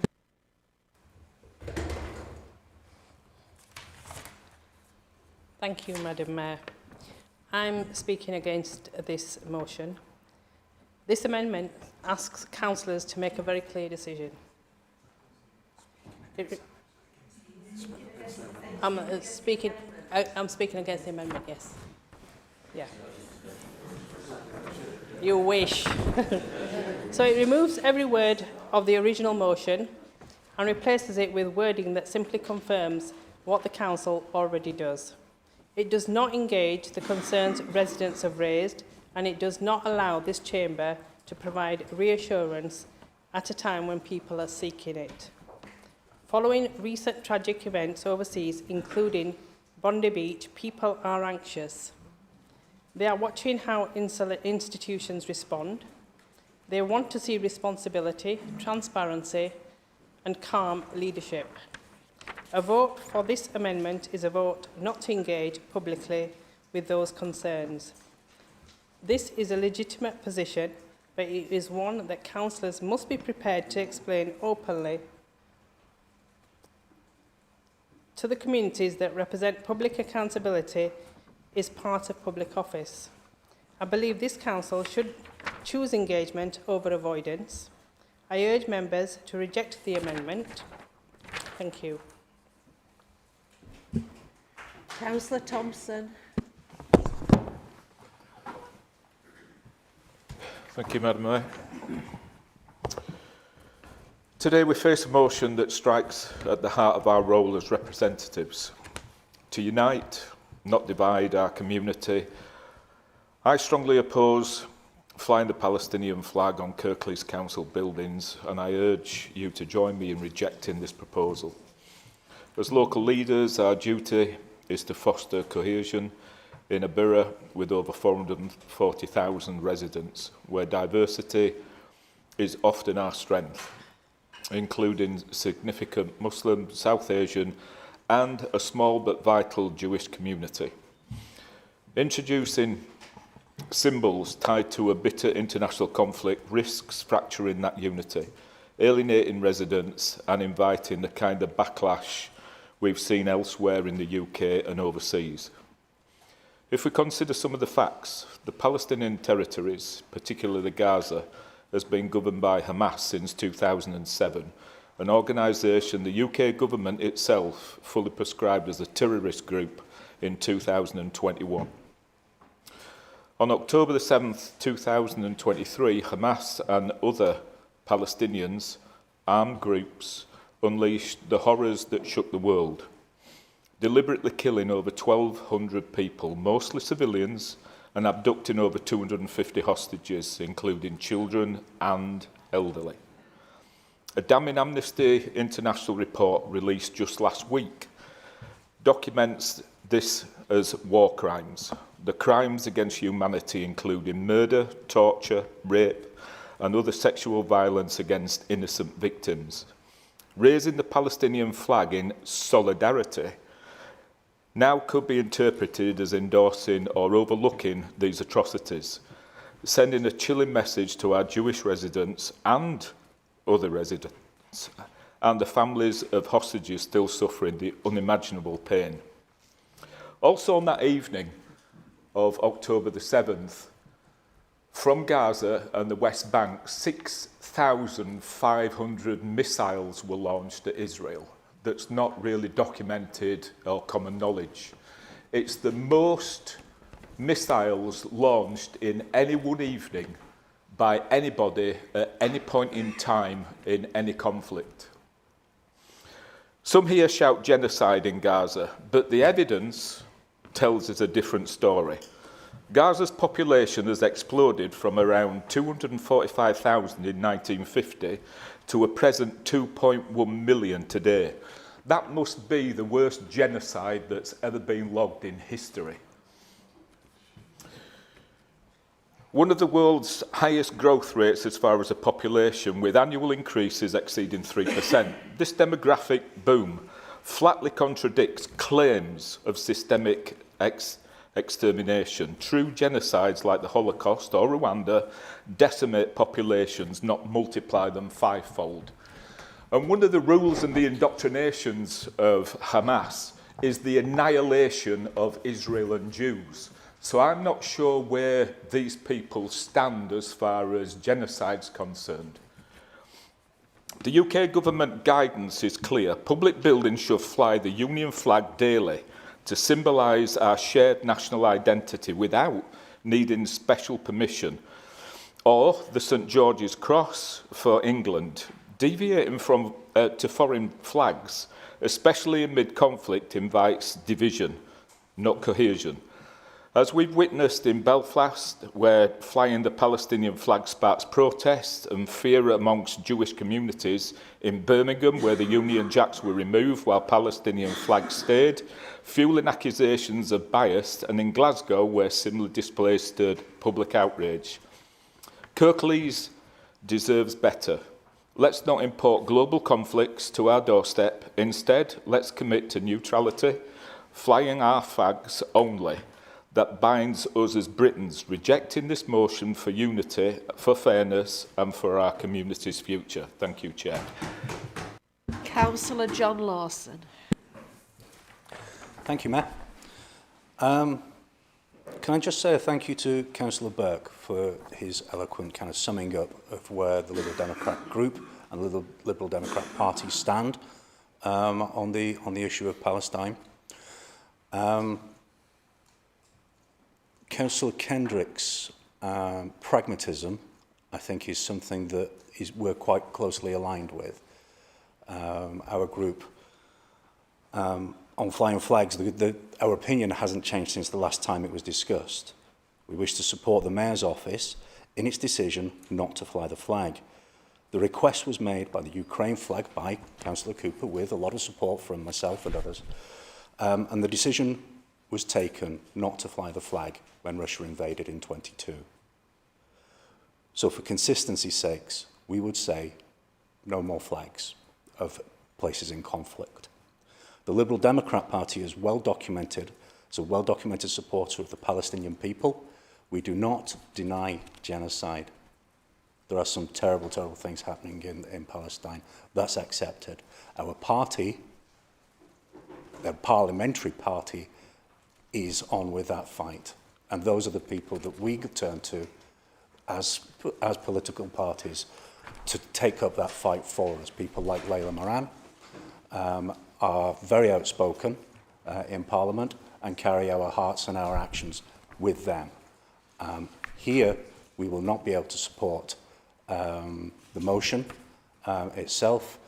In the first instance, I don't think we'll be supporting the Conservative amendment, as we deem that as superfluous, because it's something that we're on with anyway. So we deem that as superfluous. If that becomes the substantive motion, then we'll probably be voting for it. Thank you, Mayor. Thank you. Councillor Hussain. Thank you, Madam Mayor. Today, this council is being asked a simple but serious question. Will we choose silence or will we choose solidarity? Flying the Palestinian flag at our town halls is not an act of provocation. It is an act of recognition. Recognition of people, of their humanity, and of the immense suffering endured by civilians, adults, elderly, disabled, and children in Gaza and in the occupied Palestinian territories. This motion is not about endorsing violence or taking sides. It is about standing up for human life, human rights, and international law, values that this council claims to uphold. On the way to the council today, after being stuck behind a road traffic incident, I was reminded that choices we make matter. From local infrastructure to the products and services we procure, supporting this motion only reflects our commitment to ethical procurement and responsible supply chains, ensuring that Kirklees' decisions align with our values of justice, dignity, and human rights. So symbols do matter. They tell people whether they are seen, whether their lives count, and whether our local democracy reflects shared values of peace and justice. So leadership is not about avoiding discomfort. It is about doing what is right, even when it is difficult. Flying the flag on town halls costs us nothing, but it sends a clear message that Kirklees stands for human dignity, compassion, and the right of all people to live in safety. And I'd just like to point out, one of the councillors mentioned about conflating the issue between the Palestinian flag or supporting the Palestinian flag is almost like a support for Hamas. I completely deny or reject that. I didn't say that about yourself, so would you let me finish? The Palestinian flag or support for the Palestinian with Hamas can be Islamophobic and discriminatory, depending on the context. And I believe that what the councillor did was actually Islamophobic in context. He's basically saying anyone here that supports the raising of the Palestine flag is basically in support of a militant group, and I completely reject that. It's just about standing up for humanity. And I just wanted to make that point, and I'd like an apology for that. Thank you. Councillor Butt.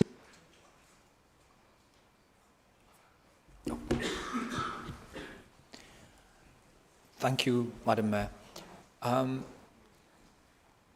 not going to take too long and sort of start to talk about everything that everybody has said. And I'm not certainly standing here to give a history lesson to anybody.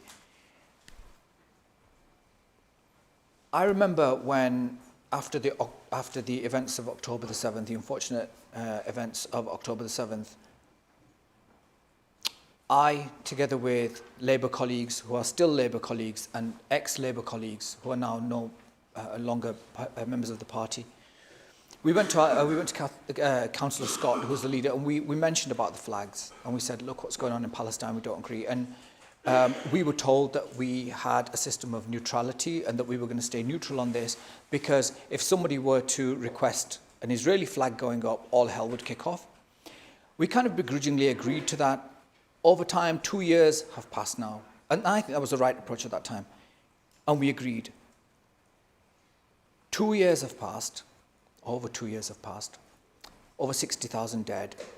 Infrastructure in Gaza gone. Children maimed. Universities gone. Hospitals gone. Schools gone. Their parents gone. Horrors that we hear about that have been inflicted on people. Adnan al-Bursh, a renowned orthopedic surgeon who was raped to death in an Israeli prison, etc. So that's some of the barbarity that we're talking about. But sometimes in politics, you end up being conflicted with your own principles, what you stand by, and the principles you've been standing by for years, so such as the Palestinian cause, which I've stood by for many, many years. And certainly I know colleagues across the House that I've seen on marches and demonstrations over that time. But then you contradict yourself. And that's what I'm about to do today. Because I disagreed vehemently with every single word that Councillor Mark Thompson made. But I'm going to end up voting on the same side as him. Not because I agree with him, but because I actually disagree with him. And my reasoning for not voting for this motion is not because I've all of a sudden turned away from the Palestine cause, far from it. But it's because if we allow the Palestinian flag to be flown, somebody is going to request the Israeli flag to be flown. And I don't want that. I'm going to be absolutely honest, and that's the reason why. Because if that happens, that goes against what I believe, what this council believes in. And I can't do that, because that means that we're putting them as equals. And the occupier is never equal to the occupied, and the oppressor is never equal to the oppressed.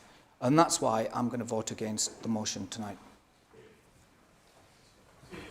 Thank you. Councillor Darwin. Thank you, Madam Mayor. I am certainly in support of this motion because it doesn't cause any harm to anyone. I would support any country, if they were being aggressed, to fly their flag on our civic buildings. However, I would never ever support the aggressor to have his flag on any civic building. So the councillor, Mr. Butt, has said he wouldn't support this motion because he wouldn't want an Israeli flag to be flown on the civic halls.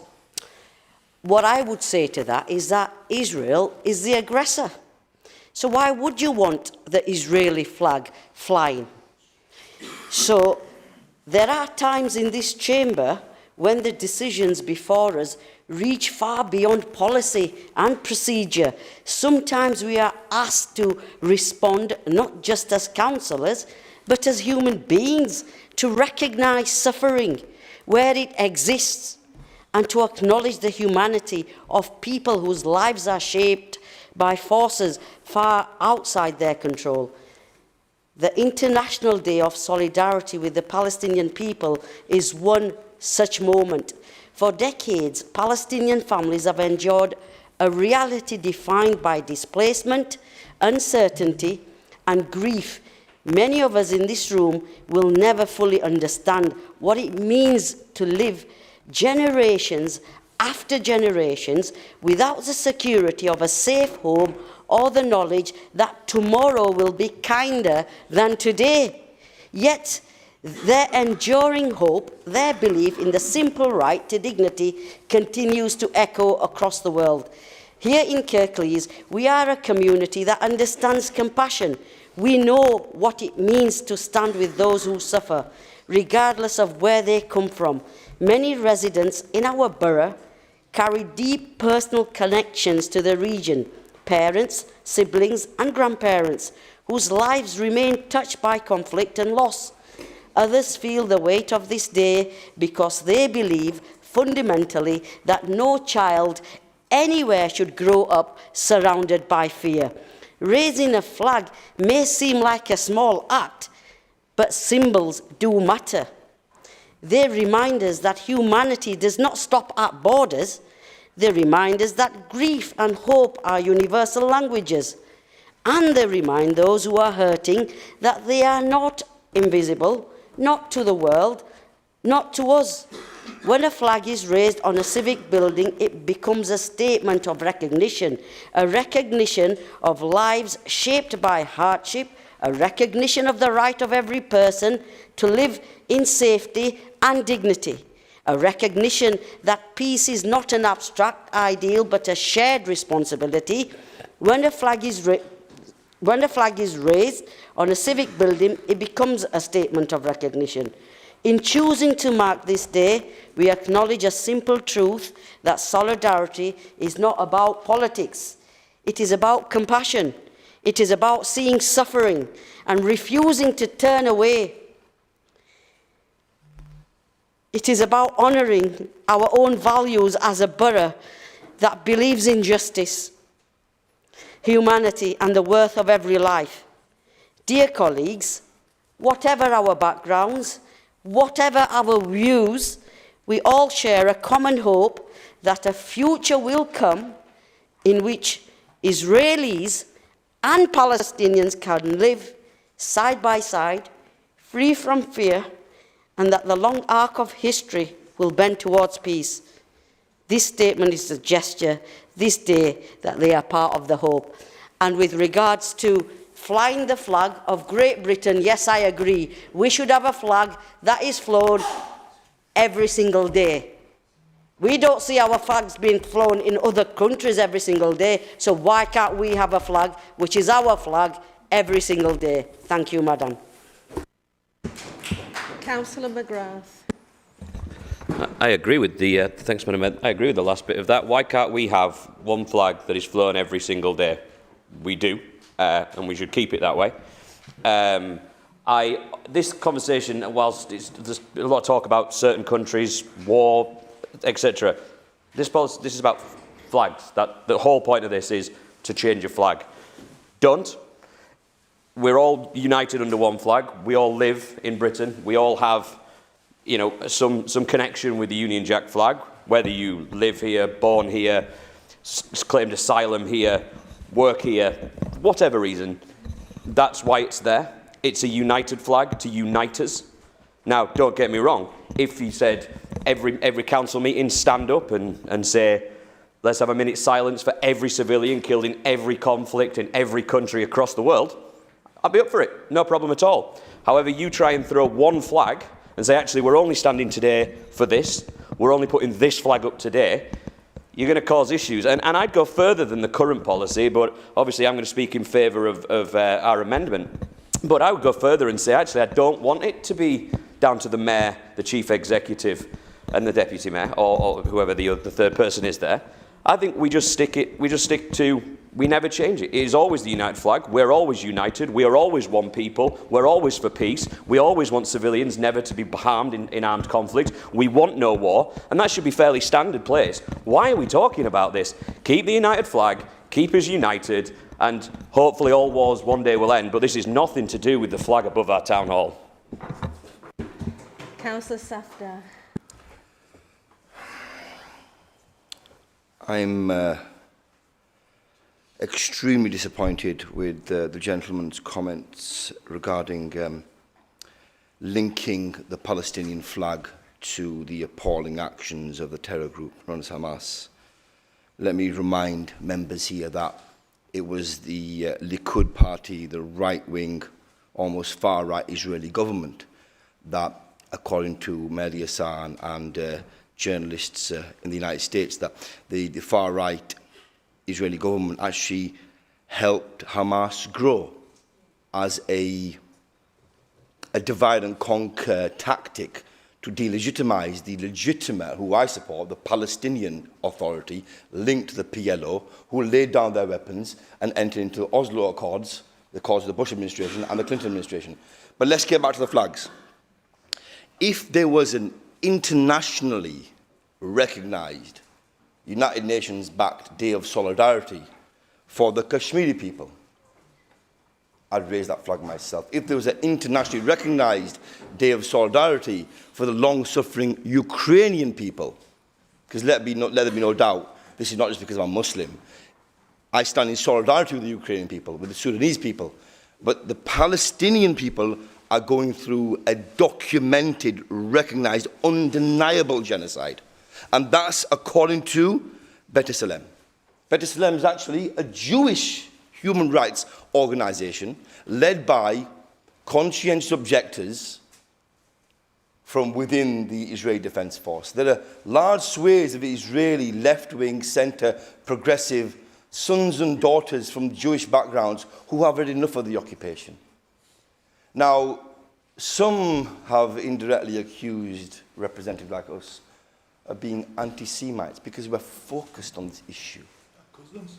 Cousins, indeed. And I sat with, no ChatGPT here, from the heart this. I sat with one of my ustads, one of my teachers, because I don't class myself particularly spiritual, but I'm learning from people from different faiths and backgrounds. So I sat with a priest and I sat with an imam. And I was told of the significance of the Church of the Holy Sepulchre. And I was told the significance of the historical Jewish sites in occupied Palestine. And I was educated on how once upon a time everybody lived together. So we must raise this flag as not only solidarity for those going through a genocide in a territory where you have the highest number of infant amputees. The highest number of infant amputees. And a few days ago, I was sent a poem by my daughter, easily the most intelligent person in the family, by far. And as Councillor Lawson will admit, she's met my beautiful daughter. And she sent me a poem. And the poem is by quite remarkable, hugely intelligent Jewish author. And the poem is too upsetting to read out. I read it out the other day. It says, "Don't mention the dead children." Again and again, Michael Rosen said, the world is not prepared to hear the names of the dead children. There's no territory on earth today where there's that many dead children, that many grieving siblings. So the question I ask is, last question. This debate is going on for a while. I know there's other important debates to talk about as well, most to talk about. But if our neighbours to the north, if Bradford Council raised the Palestinian flag on the International Day, am I right? Is that on the International Day of Solidarity with the Palestinian people, why can't Kirklees? And let's propose, let's write to the Minister, let's have an International Day for Solidarity for the Ukrainian people. I'll help raise that flag as well. Thank you. I say let's support this motion. Thank you. Councillor Sheard. Thank you, Madam Mayor. Quick history lesson, because it appears that history is not the strongest point of a few people in this chamber. Israel created in 1948. Before then, British Palestinian Mandate. Before then, 800 years of Ottoman Empire.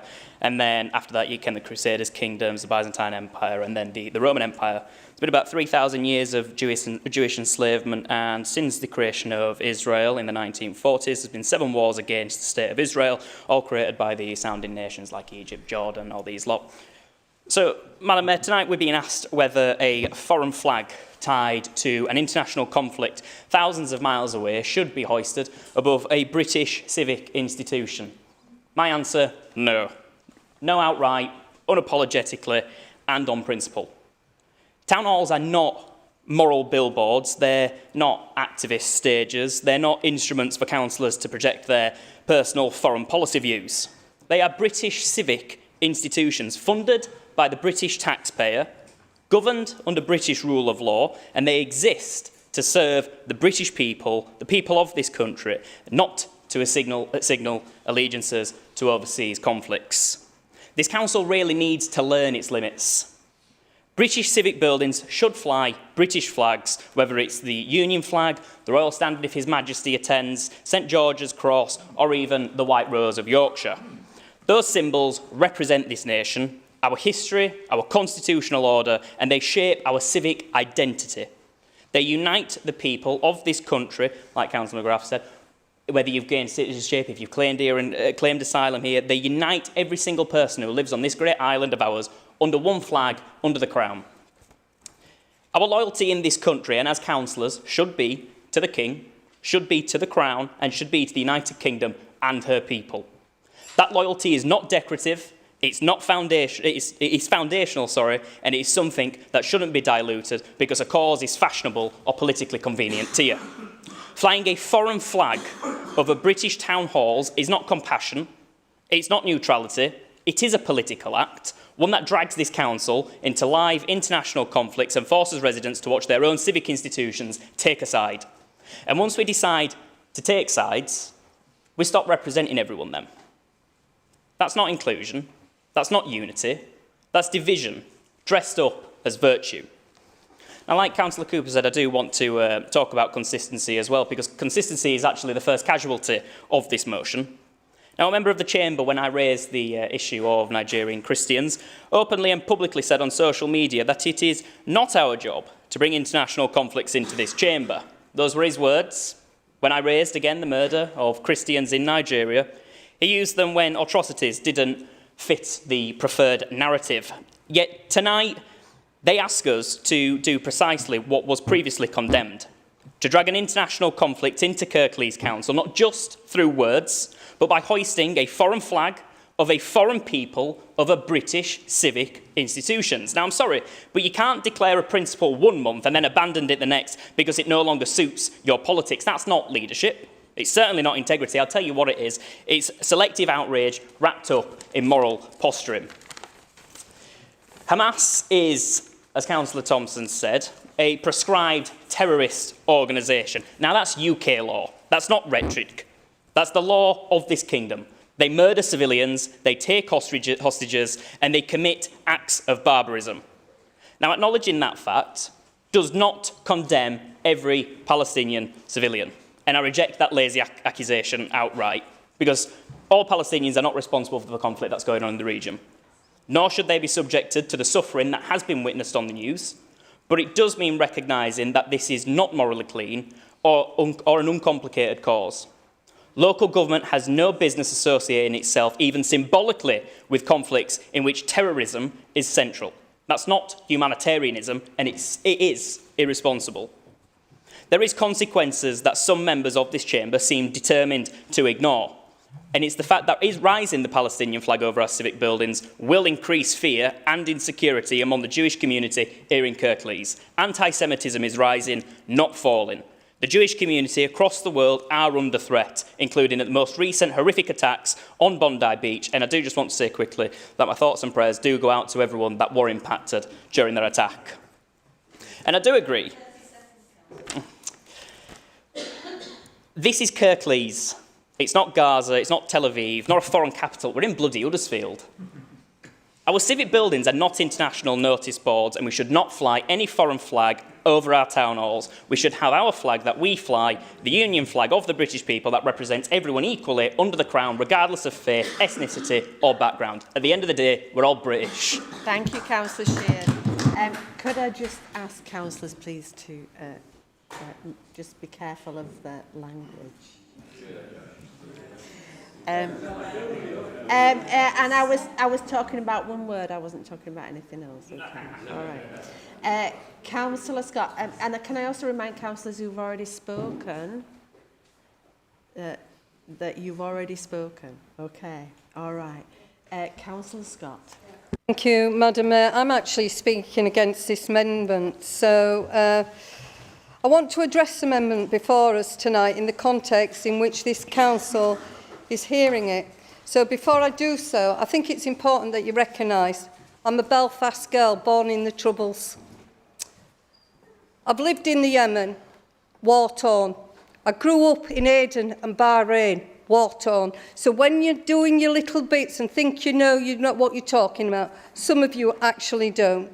So, and I'll just leave it there because I don't want to get personal, but I've lived through death and seen it.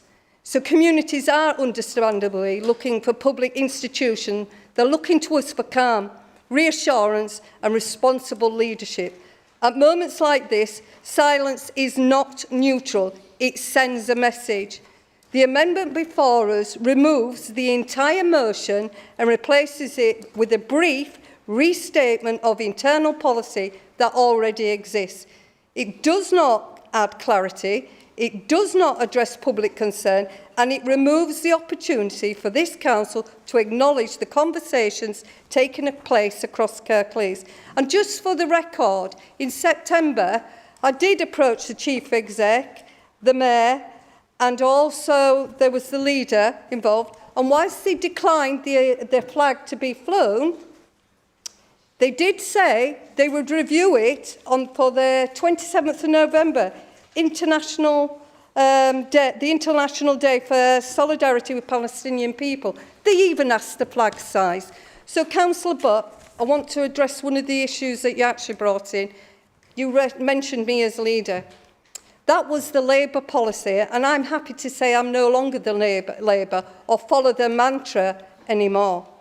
And you can go with that with your heart, but it wasn't about flying flags out on town halls. The conversation that we had was about them being brought into chamber because that's what the Chief Exec didn't want them in chamber. So that's just for clarity. So that wasn't exactly on what you're saying. So the original motion does not inflame tensions. It recognises reality, seeks to deal with it openly and responsibly. The amendment avoids responsibility altogether. Councillors are entitled to support the existing policy, but deleting debate is the choice, and it's a choice that residents will notice. Leadership, especially at sensitive times, requires openness. I urge members to reject the amendment and allow the council to debate the original motion with care and integrity. It's not. Councillor Darji.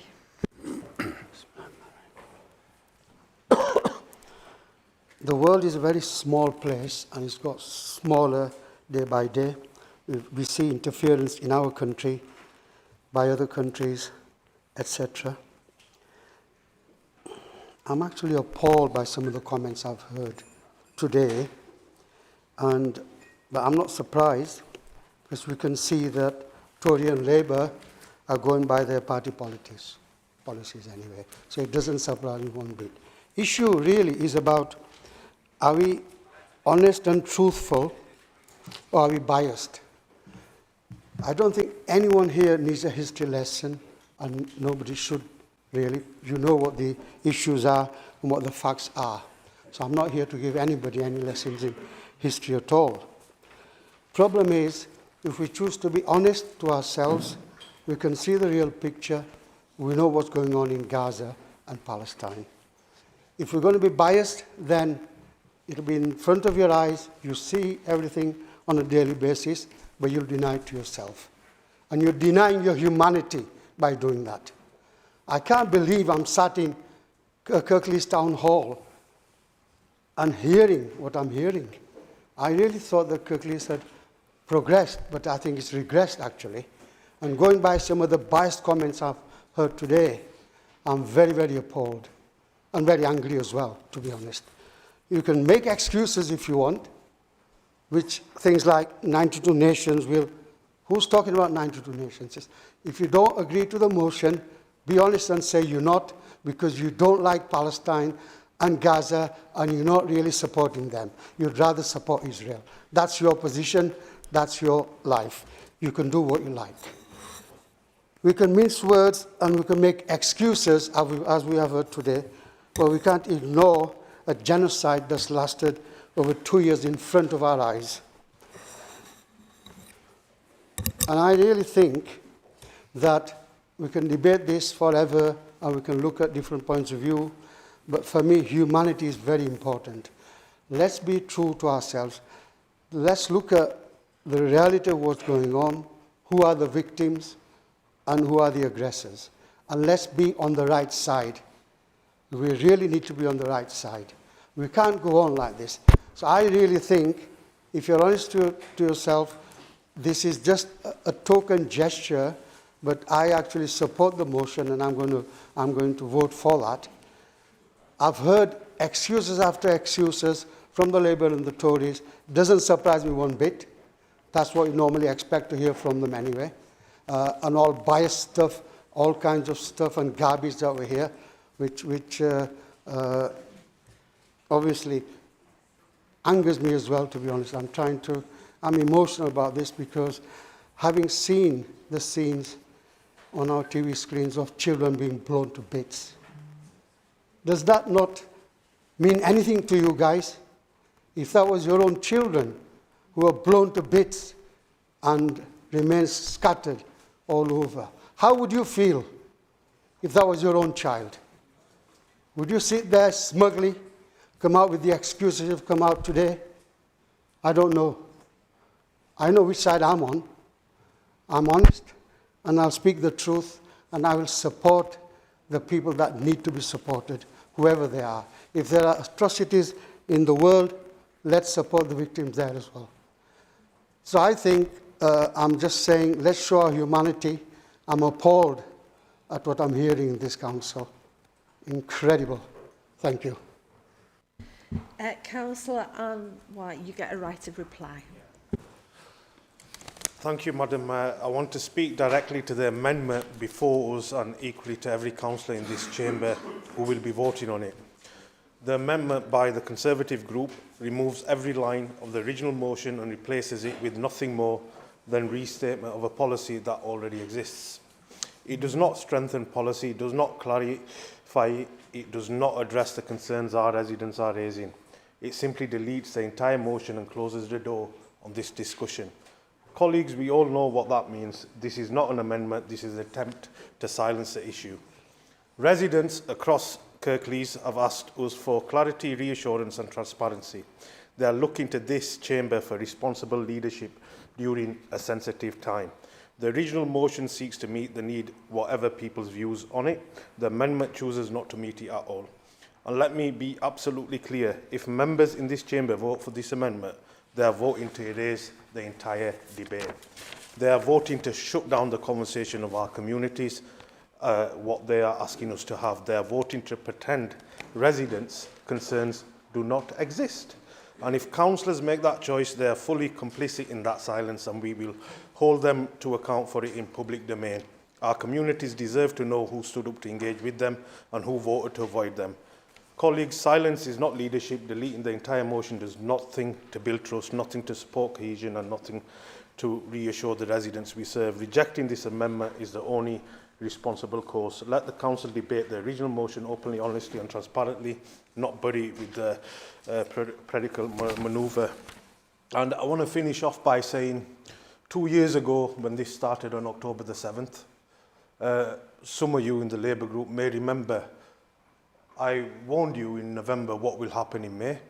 And today, I stand here again with that same warning. In the words of my late great leader, Benazir Bhutto, democracy is the best revenge. And come May the 7th, the results will speak for themselves. Thank you. Okay, now we will go to the vote then, please. So we will vote first on the amendment, and we will use the consoles, please, for the amendment.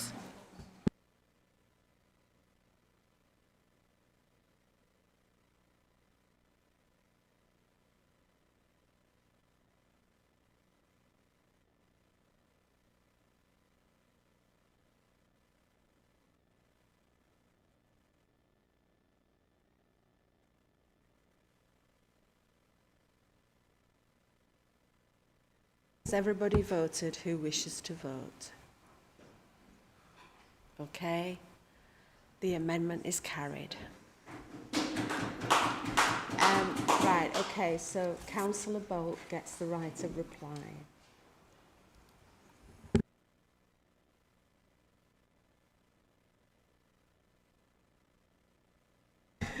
Thank you.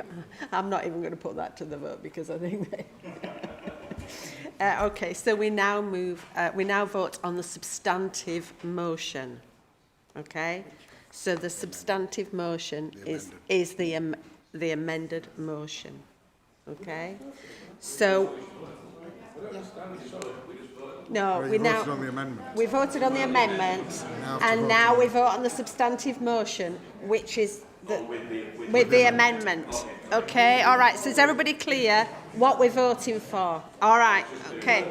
So we will now move to the vote on the substantive motion, and we'll use the consoles, please, to do that. Thank you.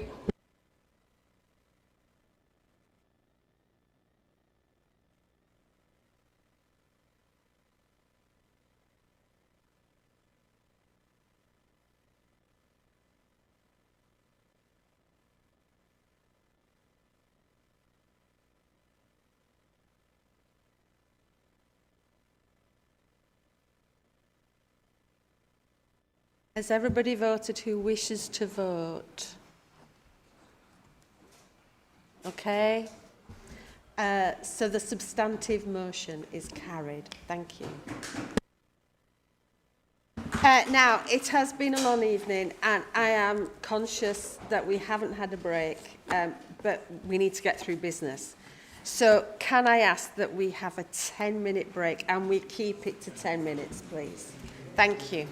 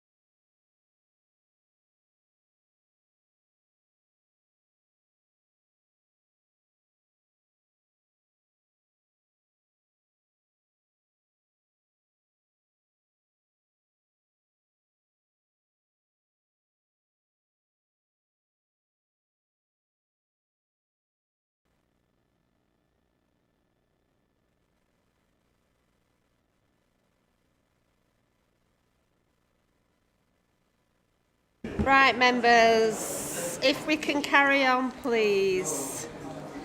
So we are on item 7, which, when I turn my page, more fingers and thumbs, is the motion submitted in accordance with Council Procedure Rule 14 as to opposition to disability benefit reforms. Councillor Zaman, is it yourself to move the motion?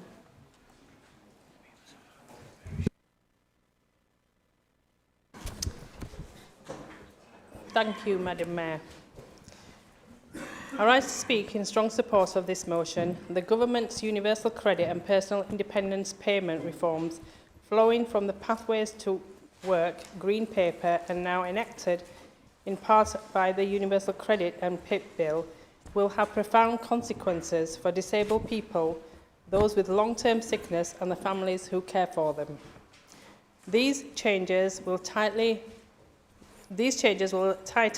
ineligibility for new claimants, reshape the work capability assessment and introduce health-related conditions that will leave many people worse off and more vulnerable. Official government impact assessment estimates that by 2030, 370,000 reviews and 430,000 future recipients may not qualify, with all the average annual losses of around 4,500 per household. Here in Kirklees, constituencies like Batley and Spen and Dewsbury and Batley, the problem is not hypothetical. Universal credit claimant rates are well above the national average in parts of Batley East and West, with around 6.7% of working age residents claiming benefits compared with 4.1% nationally. These figures do not even capture the many residents on disability-related support under universal credit or incapacity benefits, groups most directly at risk from these reforms. The economic effect is stark. Major research has shown that communities like ours, particularly in Kirklees, will not stand to lose millions per year in local income as a result, reducing spending power and restraining the local businesses and services. These reforms will hit people with conditions and mental health needs, especially the very people battling barriers to work and decent health outcomes. Yet the cost will not stop at personal hardship. Kirklees Council will face greater demands for adult social care, housing support, mental health services, crisis payments and welfare support, without any guarantee of the funding needed to support those demands. Kirklees should not be a bystander. We must defend the dignity and security of our residents. By opposing these reforms, writing to government ministers and our local MPs, publishing our position to the public and commissioning a full local impact review, this council will ensure that our communities are not unfairly burdened by national policy without our accountability or support. Benefits are meant to provide security and dignity, not to penalise disability or poverty. I urge all councillors to support this motion and stand with the people of Kirklees who will be affected by this change. Thank you. Is that motion seconded? Councillor Scott. Seconded, Madam Mayor, and reserve the right. Thank you. Are there any comments on the motion? Councillor Armour. Yeah, thank you, Madam Mayor. Whilst I will speak in opposition to this motion, I wish to make clear that I do not oppose disability benefits per se. Indeed, my late wife drew disability living allowance, but not PIP, for a number of years and had use of a mobility car.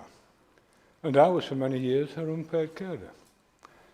I speak from an academic background, which includes a master's degree in disability studies and a PhD in social policy. Thus I have both theoretical and practical knowledge of the topic.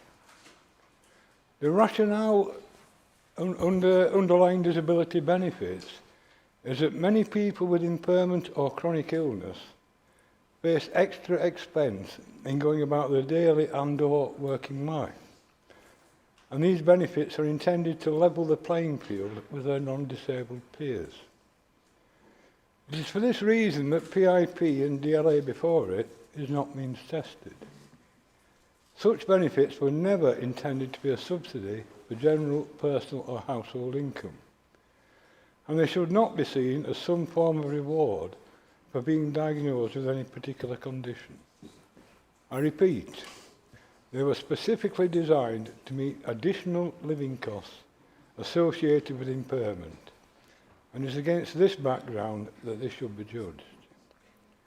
Meanwhile, universal credit, which is means tested, is a different beast altogether, and is more closely aligned to income maintenance, but of course also has a disability element. I will focus on the out-and-out disability benefits here. Whilst I find I have very little in common or sympathy for the current chaotic national government, I do agree with that government that the current disability benefits system is financially unsustainable in its present form.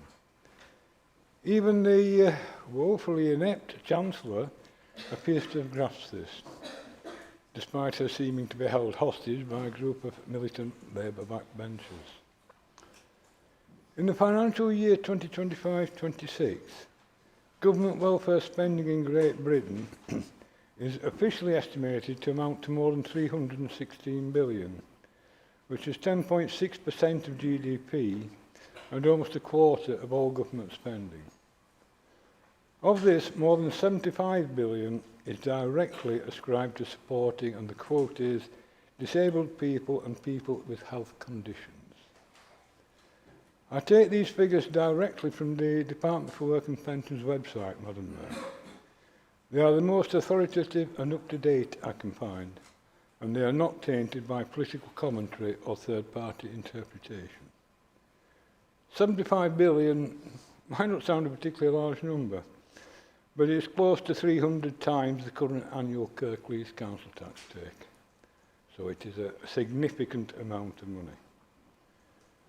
Meanwhile, it appears that eligibility criteria for disability benefits are being steadily relaxed, with the result that more and more people qualify. I do not personally believe that more people are becoming disabled. Rather, it appears that ever more people are simply being labelled as disabled, and this is the problem which government seeks to address. The government proposals are not an attack on disability or chronic illness payments, as this motion does seem to assume. Instead, the government seeks to ensure that such payments are assigned on fair and clear criteria, which are applied as objectively as possible. This is necessary to protect the national finances and is fair to both disabled people and the taxpayers who fund the schemes. Thus it is, Madam Mayor, that I find myself in the wholly unaccustomed and somewhat uncomfortable position of defending the current government. The fact is, this time, the government is right, and I urge colleagues to oppose this motion. The cost is unaffordable. Thank you, Madam Mayor. Councillor Anthony. Thank you, Madam Mayor. I will be brief. I feel very strongly about this, and I'm glad this motion has been brought forward. I believe as elected members, it's our duty to speak up for the most vulnerable in society when their rights and well-being are being threatened. And the Council must speak up against the Universal Credit and PIP Bill, which represents a regressive shift in how we support our most vulnerable residents. Research by Health Equity North estimates that the Huddersfield constituency alone could lose £17 million annually under the original proposals, directly impacting our local economy and increasing poverty. These reforms risk shifting the cost of care onto our already overstretched local services, specifically adult social care and housing. What we are asking of the leader is to write to the Prime Minister and the Government to demand a halt to these changes and ensure that no existing PIP claimant is reassessed under the stricter rules without full safeguarding. We must defend the dignity of our vulnerable and disabled residents, and I urge you to support this motion. Are there any other comments on the motion? No. Councillor Scott, you reserve the right. Do you wish to use it? Councillor Zaman, then you have a right of reply. Take it straight to the vote, please, Madam.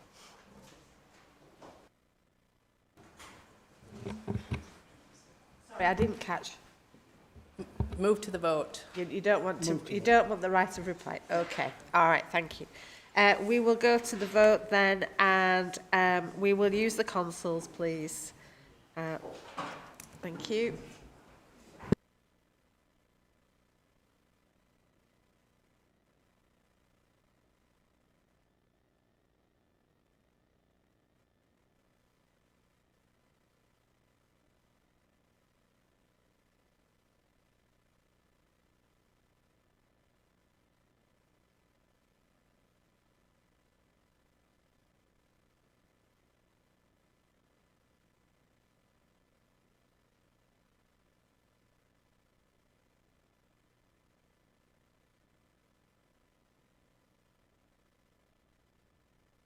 Okay, has everybody voted who wishes to vote?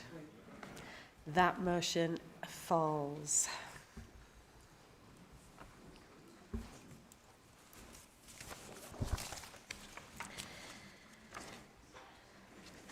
Item 8 was considered on the 10th of December, so we move to item 9. Motion submitted in accordance with Council Procedure Rule 14 as to the growing epidemic of violence towards women and girls. Councillor Davis, I believe, are you proposing the motion? Thank you. Thank you. I'm going to keep this brief because it's a long evening already. And as the motion has been in the council agenda for a couple of meetings now, and the data's all there in your papers, so all good councillors, I know you've all read it, so you know all that. Violence against women and girls, this is such a serious, current and ongoing issue.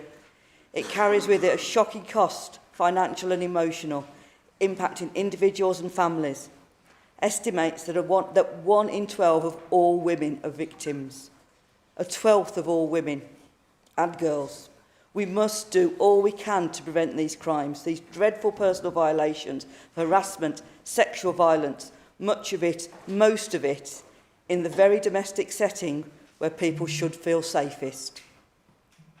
There should be no question whether people have the right to live free of violence, yet many women and girls, our residents, our friends, people we know, still live day to day with just that threat, that fear, and the fear of speaking up about it as well.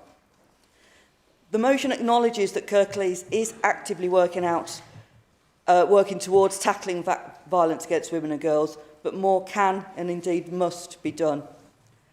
The measures listed in the motion, which I trust you've all read, will make sure that Kirklees is doing the best it can for its residents, making sure the support services are the best available and appropriate for victims and survivors, and appointing a champion to be a voice for those in our communities, making sure they are heard and helping them to feel safe in our communities, educating all, and that's all the communities, not just the victims, that they don't have to suffer in silence, showing them that there is an alternative to shutting stum and keeping zipped. Standing up and making sure that there is a voice to counter the growing threat of radicalised misogyny, which is happening in our communities at the moment, and educating everybody that violence against women and girls is unacceptable and is wrong, and you don't have to put up with it. Can I remind you all, it's nearly 2026. There should be no question about whether we as a council should be doing more. We must do all we can to improve this situation, improving the lives of all women and girls by tackling this, removing them from harm and fear of harm. Therefore, I urge you all to support this motion.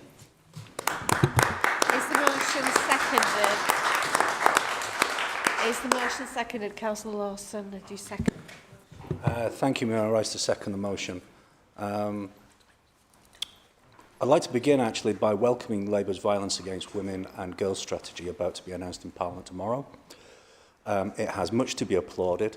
The strategy seeks to address some of the short and the long-term failings of our current approach. So we have to acknowledge that that is there and is a good solid piece of work. However, I share Liberal Democrat MP Mary Goldsman's disappointment that she expressed in Parliament on Monday, highlighting that women and girls continue to be victims of violence in 2025. It's not acceptable that the Violence Against Women and Girls strategy has been delayed 3 times. 3 times it's been delayed. And that the Home Secretary has been trailing the strategy without it having been through scrutiny, and that it goes before Parliament on the last day before Christmas. Basically, it's going to go to sleep again until the new year. She also, this is a quote from her, urgent action is needed to protect women and girls in Britain.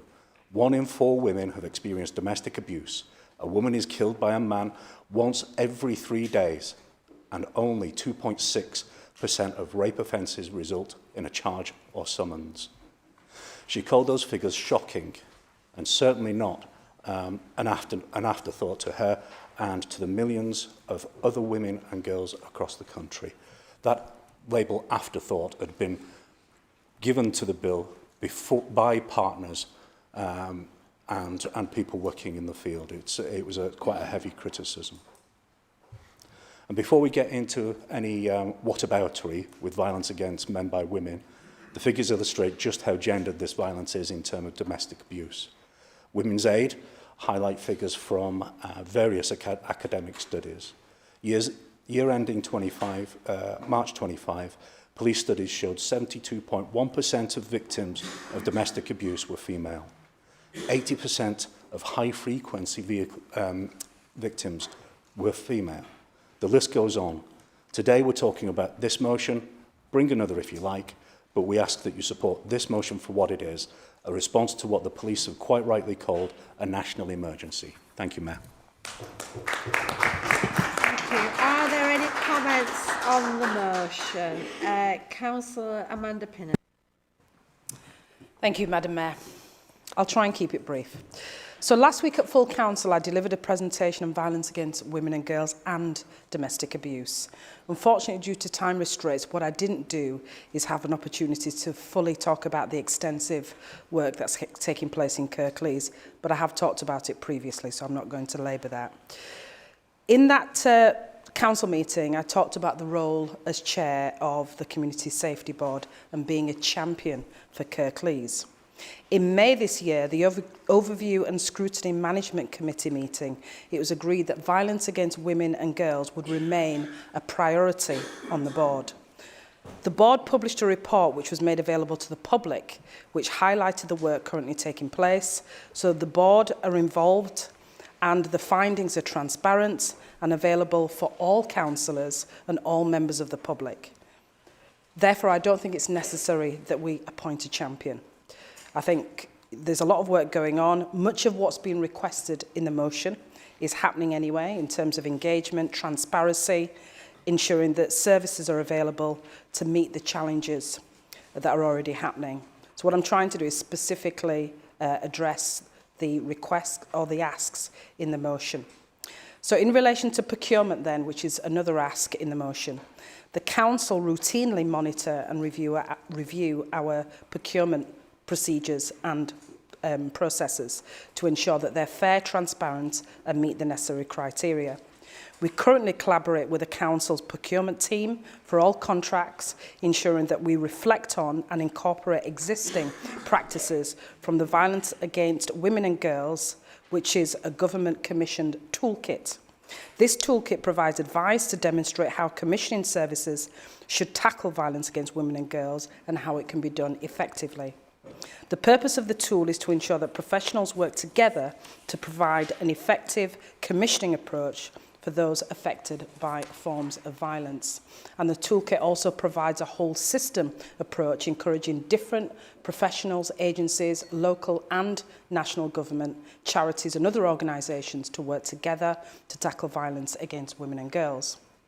The last request in the motion was about demanding an urgent royal commission. From the research that I've undertaken, this isn't necessarily the best approach. There is a school of thought that suggests that royal commissions are actually out of date and that they're not used that often these days in modern times and tend to be more advisory in nature. Public inquiries tend to be more common. Also, a lot of work is done, but very little is achieved. In terms of answering complex questions, that's something that royal commissions aren't very good at. They're not very good at delivering change, and actually it could take between 2 to 4 years to get a report, which is expensive and doesn't necessarily give us... Can we just pause the meeting a moment, please?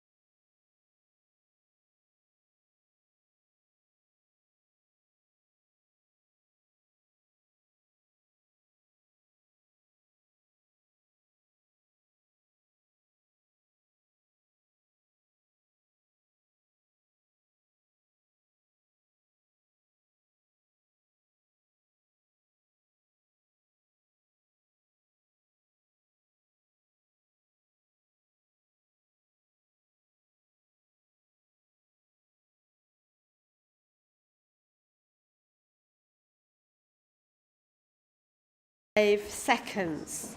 But, to be exact, well, 50, yeah. But I've got 3 other speakers as well on this item, okay? And it's 10 to 9. All right, just so that everybody's aware.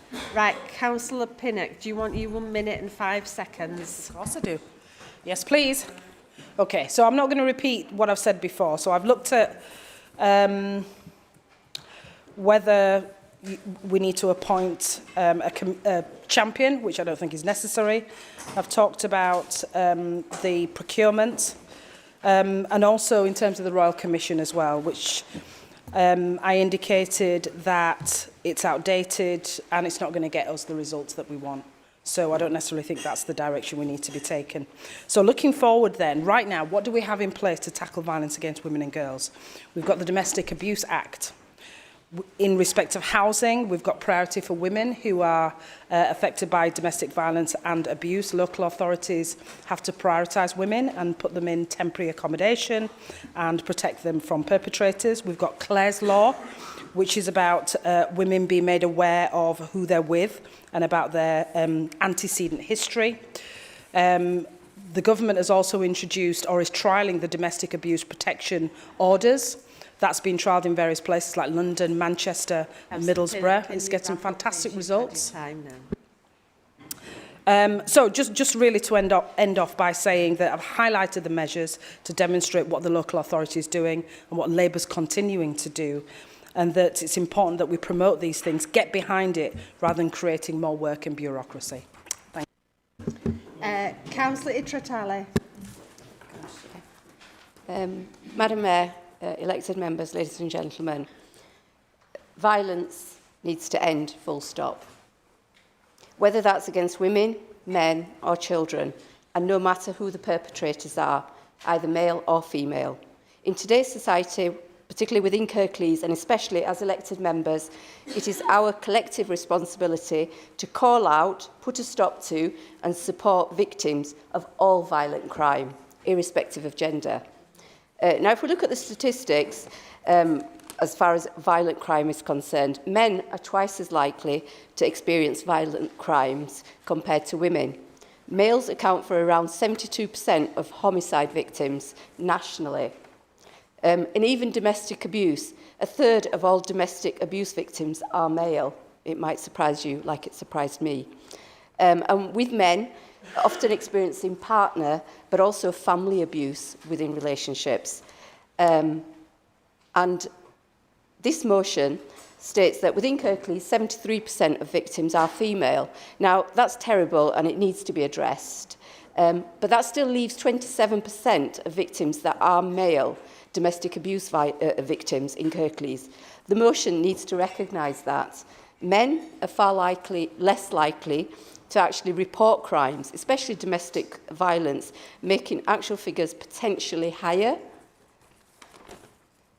Now, my stating these statistics is not trying to downplay or take away from domestic violence against women, because I recognise it and it is a growing problem and it's totally unacceptable. As a woman and as a mum of 2 young girls, their safety and well-being is paramount, and it's important that they are able to grow up in a safe and equal, fair environment, and they have the same opportunities as their male counterparts. The issue I have with this motion is that by highlighting the violence against women, we are not going far enough. The motion needs to focus on all violent crimes and support for all victims.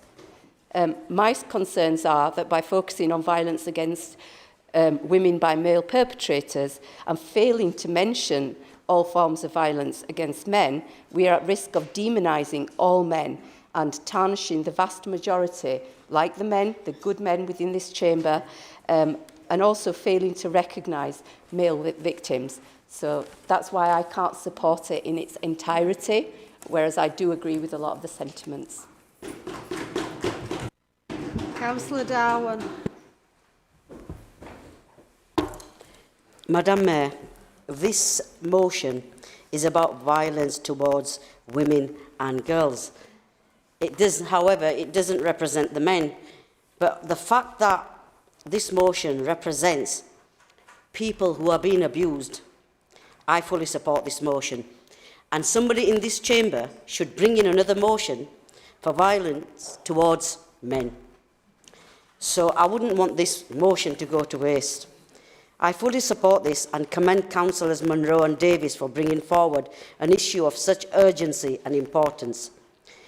I agree, violence against women and girls is a pervasive and deeply rooted problem that causes profound harm to individuals, families and communities. Therefore, this motion represents an important step towards safer communities and a future where women and girls can live free from fear and violence. Therefore, I do support this motion. Thank you. Thank you. Can I just remind members that we have 5 minutes left? Okay. Councillor Bramwell. I'll keep it very short. I fully support this motion. I've listened to some of the comments. I do think it's important to raise violence against men when that motion is brought forward, not when someone's bringing forward a motion about the growing epidemic of violence against women and girls. In my ward alone, statistically, we have got some of the highest cases of domestic abuse. Me, in my personal life, my mother, my sister's been a victim and a survivor. Family members of mine have been victims and survivors. And the importance of this issue, I don't believe can be done in 5 minutes. And I think it needs a much longer debate at a closer time in the near future. But what I do want to say is we have to start focusing on young people. That's where this starts. It starts on educating our young people, identifying what abuse is, identifying the early steps of narcissism, of misogyny, of abuse. Violence against women and girls doesn't mean it's just men doing it, by the way. It can be by anybody. Can I just say that? So we have to make sure we are educating young people. Am I abusing my partner? Is this abuse? Am I being abused? If I am, where do I go get that help? That has to be the priority. Doesn't help when we're in a local authority that doesn't have an adequate youth service at all and hasn't for over a decade, but that's another debate. But what I want to say is that's what the focus should be on our young people when addressing this. I think it's a fantastic motion and I'll be supporting it fully. Thank you. Councillor Cathy Scott. As we move towards probably the vote on this, could I just seek some clarity from the officers under Standing Order 14.5? Because it says no motion shall have the effect of increasing expenditure or reducing revenue, etc. We're asked to set up the post of a champion, which lists a number of things as advocacy, implementing strategies, ensuring support is available. Those would seem to have a revenue implication, which we're not allowed to do. Could I have some clarity, please? Very quickly. I take it that the motion was allowed, therefore it doesn't, that doesn't apply. Therefore that doesn't apply. Yes, obviously to allow it to go through, we would make sure it doesn't spend any more money than we've got. You can move money around in the existing resources, which is obviously in line with the Executive's proposals. So if the motion were passed, that wouldn't need to be one of the parameters that you couldn't spend any more money. Okay, Councillor Cathy Scott. And Councillor Scott, we've only got a few minutes, okay. Right, okay. So I know it's an important topic. Is that okay? Right, okay. So I fully support this motion and I endorse everything that it does say. We've got to be really careful here because sometimes behind closed doors that you're walking past, you do not know what's going on in that household. These are not faceless numbers. Each statistic represents a woman's story about fear, trauma, and too often this is silenced. I welcomed what Councillor Pinnock said. You were cut short, and I think I'm looking forward to that presentation coming back. But I do believe that we do need a champion here in Kirklees, someone that's dedicated to giving survivors a voice at every decision-making table, and that's important because we want to work with people, not do people, which we always claim. So I'll just leave it there, fully support it, and I absolutely commend the person that brought this. Councillor Anthony Smith. We've reached 9 o'clock. 20 seconds. 20 seconds. Yeah, thank you. Thank you. Just to say that I very much look forward to the Conservative motion coming forward in support of an advocate for somebody to represent men in the same light, and be delighted to see and support that. Obviously, it's our motion. Very happy to support. I hope you can all see your way to supporting it as well. Thank you. Well done. Okay, Councillor Davis, you have the right of reply. Really, really brief this time. Councillor Pinnock, thank you very much for your clear explanation, both at the last meeting and tonight, about what is going on. That is all excellent stuff, and I applaud it.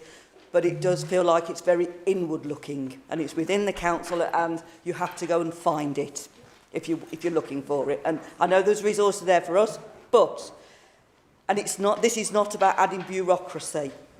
On a day when we've heard so much about representing our residents and giving a voice to our residents and having somewhere for them to turn and seeing that their needs and wants are being supported, this is about having a public-facing champion, so that the residents see that their concerns are being dealt with by their council, and that their council has somewhere safe for them to go to turn to when they need the help, and lead them to it when they might even not know they need it. But therefore, please vote to support the motion. There we go. Stop it. Thank you, Councillor Davis. We will now go to the vote on the motion, please, and we'll do it by consoles, please. Thank you.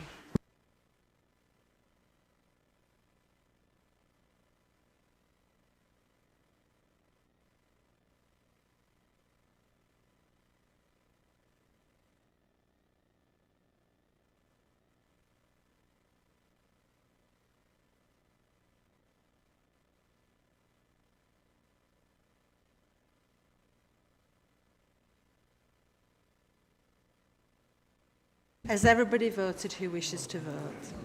That motion is carried.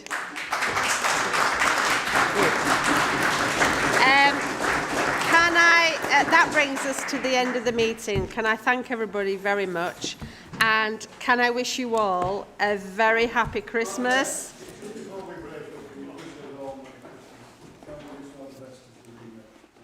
Yes, indeed.